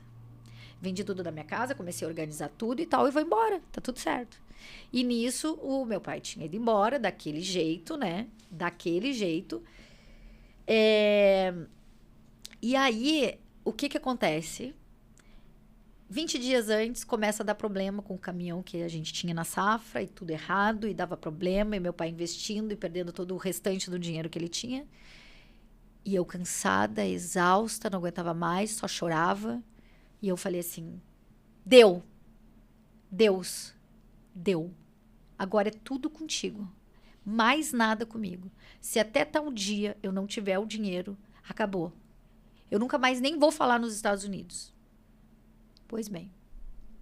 Nem precisou chegar o dia, porque eu já tinha aceitado que não era para ir. Só que nisso eu tinha vendido tudo da minha casa, né?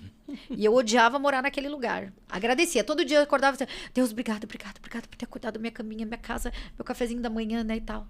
Mas eu odiava, porque lá tinha uma cachorrada, não tinha silêncio, na esquina ficava um bando de bêbado, né?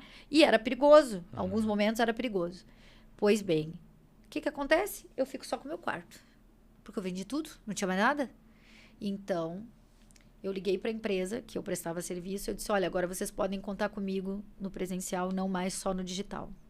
O dono falou assim, meu Deus, é a melhor notícia que eu recebo hoje e tal. Porque assim, eu ia para lá para mudar de vida. Então eu pensei assim, agora eu tenho que mudar de vida aqui. Porque eu não gosto desse cenário. Deus agora, e eu indo na igreja. E fora das festas. E igreja, pau. Beleza, olha o que Deus faz. Eu não vou. Eu perdi passagem, eu perdi seguro, não tinha minha casa mais. E eu sempre andando de bicicleta. Só que nisso eu parei de reclamar da minha vida. Eu parei de reclamar. Eu não reclamava mais. E só aceitava.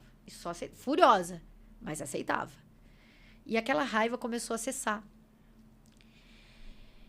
E aí eu comecei de novo a ministrar curso ativamente dentro da empresa. Fiz a primeira viagem. Foi um boom. Beleza. E nisso eu revoltada com meu pai. Porque ele foi embora. Então aquilo era um problema na minha vida. Eu pensava, cara, o cara não para de me dar problema. Sempre me dando problema. Assim. Vem o casamento da minha irmã e ele vem e a gente viu o quanto ele estava debilitado. E nisso eu comecei a melhorar no salão. E isso eu comecei já a ter viagem marcada. E pá, e isso e aquilo. E aí vem e olha o que Deus faz. Eu vou para uma viagem para Curitiba. Eu vi um apartamento que eu falei, nossa, eu queria morar num apartamento desse. Deus me colocou em um apartamento na Alvin Bauer. Glória a Deus. Na frente do meu salão. Top. Eu falei, Deus, nunca mais eu vou ter que andar de bicicleta e nem tomar banho de chuva, porque um dia eu ganhei uma cliente nova e eu estava atrasada porque o pneu da bicicleta furou e eu tive que empurrar. E quando eu cheguei na esquina do shopping, caiu a maior chuva da vida. E naquele dia eu falei assim, Deus, eu falei que eu não ia mais reclamar. E eu olhei para cima assim e deixei a chuva cair. E quando eu cheguei, a cliente estava me olhando, eu disse, desculpa, não tinha como chegar antes. A minha bicicleta estragou. E eu tomei banho de chuva. E eu segui. E a Débora disse, amiga, naquele dia eu vi o quanto Deus estava agindo na tua vida. Então, Deus me colocou num apartamento na frente do meu salão. Só que mais, quando eu abri a boca, eu disse assim, amiga, não tem um apartamento ali? Tem, mas tem um monte de gente na frente. Eu disse, eu só preciso do contato. Amém. E ela me deu o contato e eu falei com a pessoa. Fui lá ver. E eu me vi naquele apartamento. Só que eu não tinha dinheiro pro calção.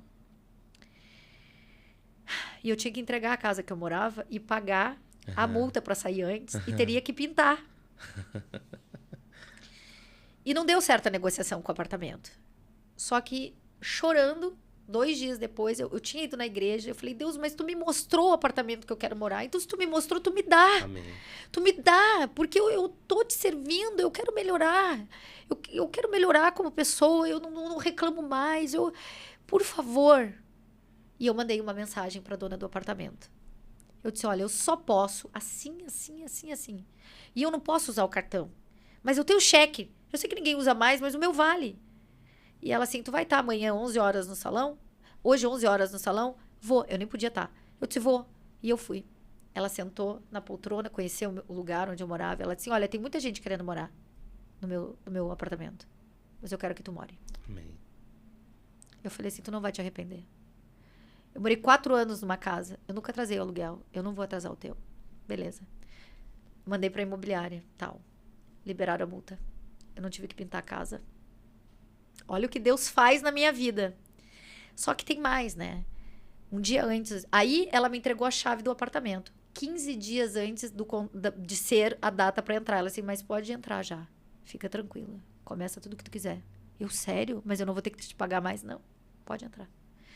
E eu pintei o apartamento sozinha. E eu troquei o papel de parede sozinha. E eu ia até meia-noite, 1h da manhã, fazendo tudo sozinha. E glorificando, e orando, e escutando louvor.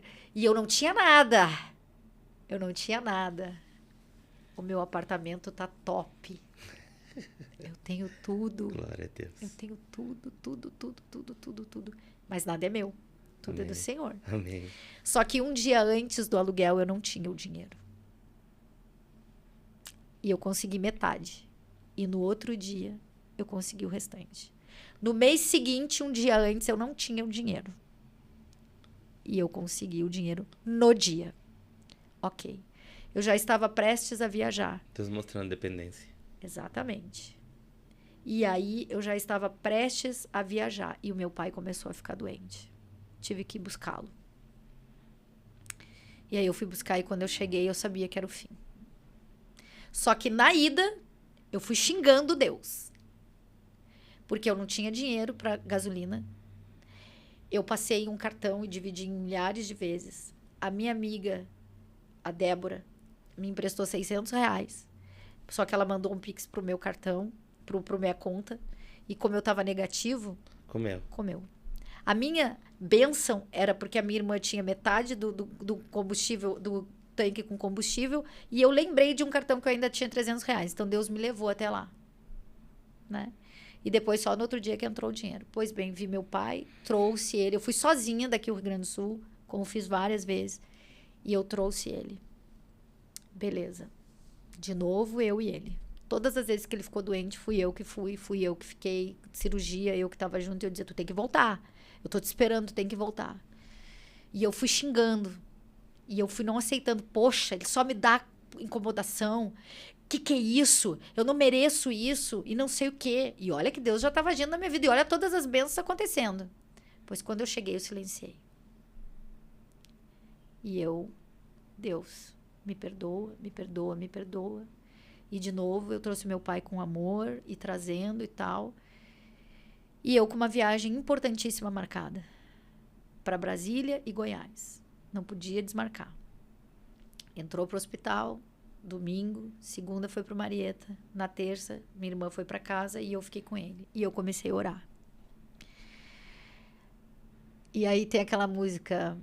Te adorar é o que... Sustenta-me de pé. Eu, né? Uhum. E eu comecei a cantar e eu ouvi. E eu dizia, Deus, por favor, não deixa dar nada. Quando eu estiver longe, por favor, não permita isso. Eu preciso viajar. 50 minutos depois, meu pai teve um AVC hemorrágico.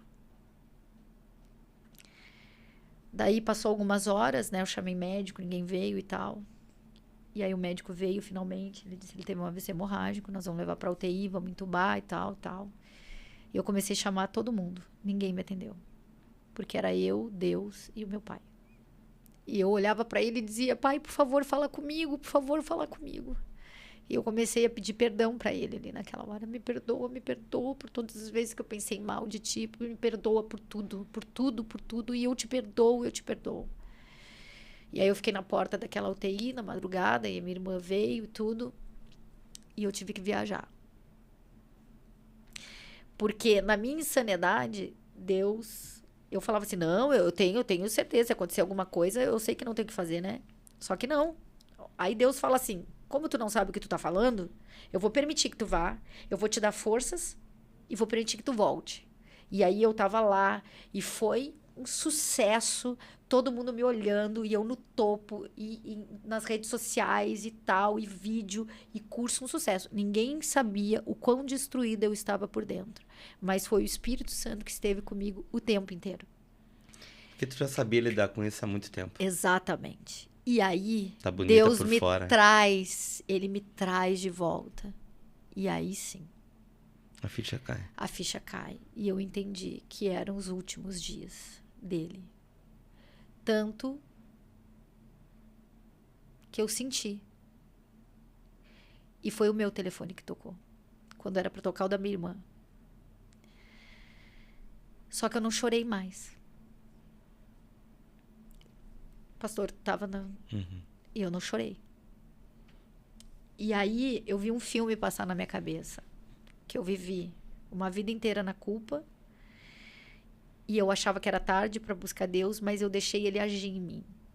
Quando ele começou a agir em mim, eu comecei a entender um pouco mais da Bíblia e ler mais, e ir mais no culto, e cada vez mais envolvida, e cada vez entendendo mais a palavra, e cada vez entendendo que Deus era o meu pai. Tanto que quando, no dia da morte do meu pai, eu fui para a igreja. A velha Janaína não iria para a igreja. A velha Janaína iria chorar em casa e depois iria para uma festa e iria encher a cara.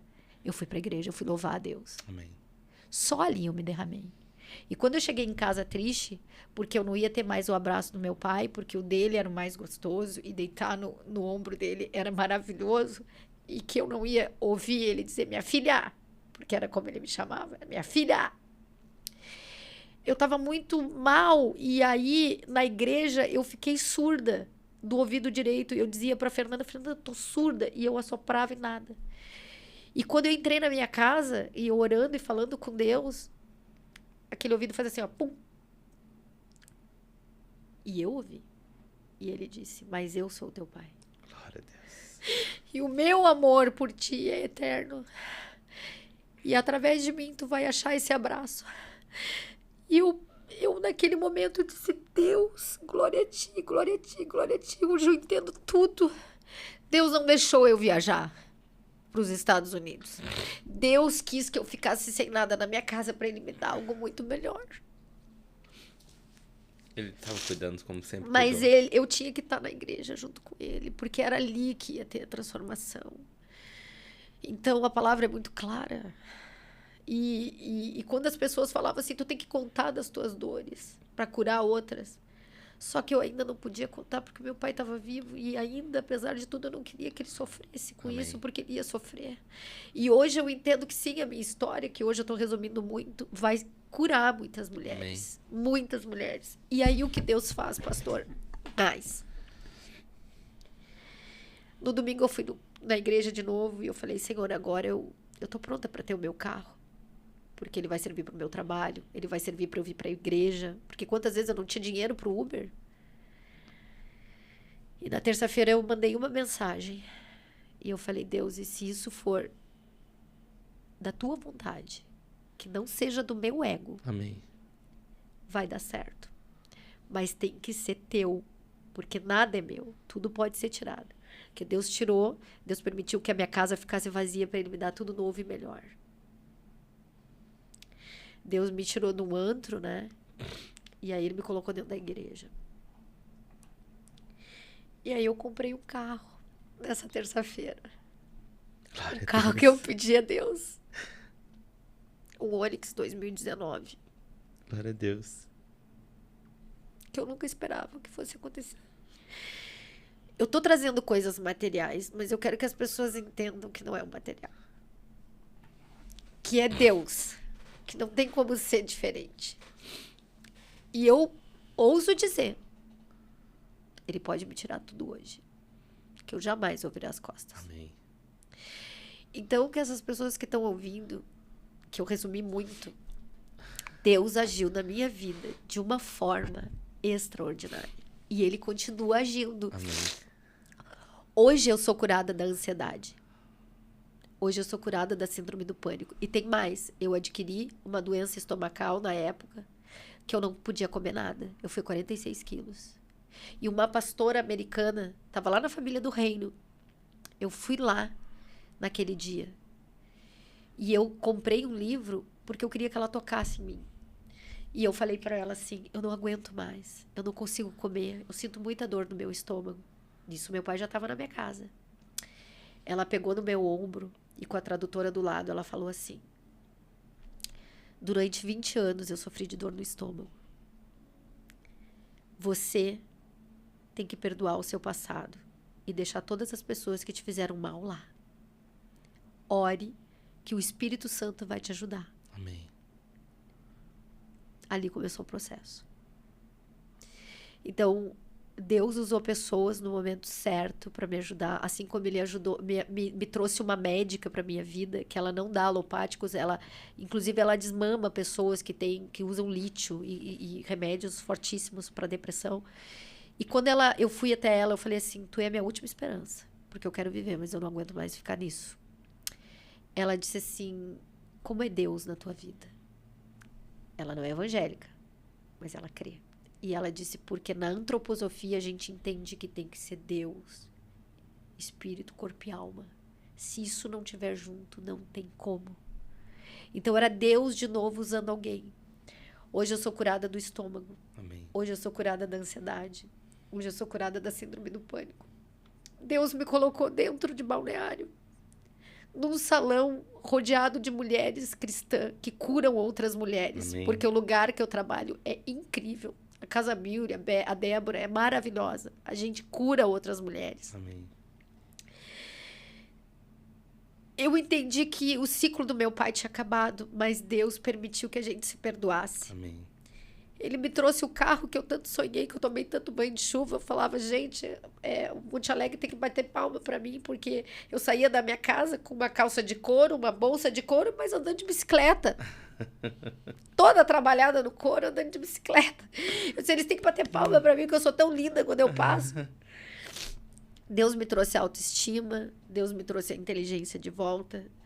E eu tenho uma paz que excede qualquer entendimento. Glória a Deus. Eu falo assim, Deus, por favor, eu tô chorando hoje. Eu não chorava desse jeito desde que meu pai morreu. E eu falo assim, Deus, por favor, me ajuda a levar isso para as outras pessoas. Me ajuda a alcançar mulheres que estão desesperadas. Mulheres que colocam suas vidas na mão de um homem. Coloca na mão de Deus, que ele vai trazer o casamento que você deseja. Amém. E agora eu entendo que eu tô pronta para um casamento. Amém. Porque eu quero um homem de Deus na minha vida. Eu não quero ninguém que seja para me tirar disso, sabe? Amém. As maravilhas que ele fez, eu citei o material. Mas não é o material. Hoje é aqui, ó, é o espiritual, sabe? É o depender de Deus. É o interno. É o interno. Então, eu falo assim, cara, tá com um problema, chama Deus. Mas não para ele solucionar o problema, mas ele agir dentro de ti. O relacionamento. O relacionamento com Deus. Então... Eu não sei se tu né, contando toda a história, né, mano, tu entendeu que, tipo, Deus começou a trabalhar no momento que terminou um ciclo, Terminou. né? Existia algo que tu carregava não só do coisa, mas em cima de um perdão, do perdoar e tu ser perdoado, né? E isso não existe tempo, isso demora. Você falou 27 anos, né? 27 anos. Deixa eu te contar um testemunho então, que aconteceu comigo semana passada. Essa semana, na realidade. Semana passada foi que o meu pai estava me visitando e tu sabe o contexto da minha história. Eu também sempre tive um problema de paternidade e eu, por ter destruído a carreira dele, enfim, né, e eu levei ele veio me visitar, eu levei ele lá na igreja para conhecer a igreja, assim, conhecer o pastor, enfim, e apresentei ele pro pastor e o pastor disse assim, nossa, esse é o pai, porque eu sempre falei bem do pai. Sim. Ele sempre fez nossa. Porque eu sei a base que eu tive de educação em princípio. Sim. Entendeu? E por mais que eu tivesse levado uma vida totalmente torta, ele sempre me passou o reto e o correto. Eu que Sim. era da pá virada. Mas enfim, ele chegou e olha, tu tá vendo como a vida hoje do pastor, não sei o quê. E ele olhou pra mim e disse assim, eu achava que nem tinha mais jeito. Aí a gente ficou olhando pra ele e ele olhou pra mim e disse assim, mas hoje é só orgulho. E que bom, né? Dá tempo. É tempo. Eu tô com 40 anos, mano. É a primeira vez que eu escuto isso dele. Aí eu vou passear com a família e aí vou para Porto Alegre, daí vou Gramado, volto para Porto Alegre, minha mãe mora em Porto Alegre. E aí a gente foi para um supermercado. E aí quando eu entrei dentro do supermercado, a gente era para ir num e a gente foi no outro. Quando eu entrei naquele supermercado, é um hipermercado grandão que tem lá, né? E aí quando eu entrei, eu vi que tinha algo estranho, que eu senti algo estranho, assim, bem, bem estranho, assim. Parecia que eu já conhecia, mas sei lá, um sentimento...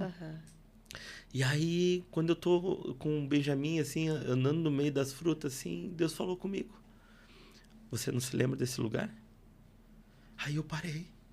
Aí eu olhei pro lado, porque foi tão nítido, e eu pensei que alguém tinha falado comigo. Aí eu parei, eu percebi, né? Não, é Deus falando. Eu disse, Senhor, não me lembro. Aí eu comecei a parar, aí perguntei o nome. Nossa. Aí perguntei falando o nome, quando perguntei, mana... Aí fui na mãe, é o supermercado de Higienópolis? Falei o nome, mas né? Aí, é o supermercado de Higienópolis? E a mãe, o lugar que eu fui preso. Meu Deus. Aí, cara, quando veio aquilo... Porque quando eu fui preso, eu estacionei uma caminhonete embaixo do estacionamento. E aí foi pego lá, enfim. E aí...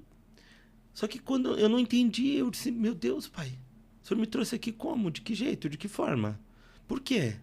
E fui pra casa. E aí, comecei a orar. Dia 21 de janeiro do mês que vem, completa 20 anos. Meu Deus. 20 anos, mano, que aconteceu isso. Meu Deus. E Deus falou pra mim, pra começar um novo tempo, Amém. tem que fechar um ciclo. E eu comecei a orar. Comecei, Senhor, me perdoa. Me perdoa por ter magoado tanta gente, me perdoa por ter feito mal pra tanta gente. E fui lá pro estacionamento. Meu Deus. Fui lá pro estacionamento e comecei a orar. Parecia um louco dentro daquele estacionamento.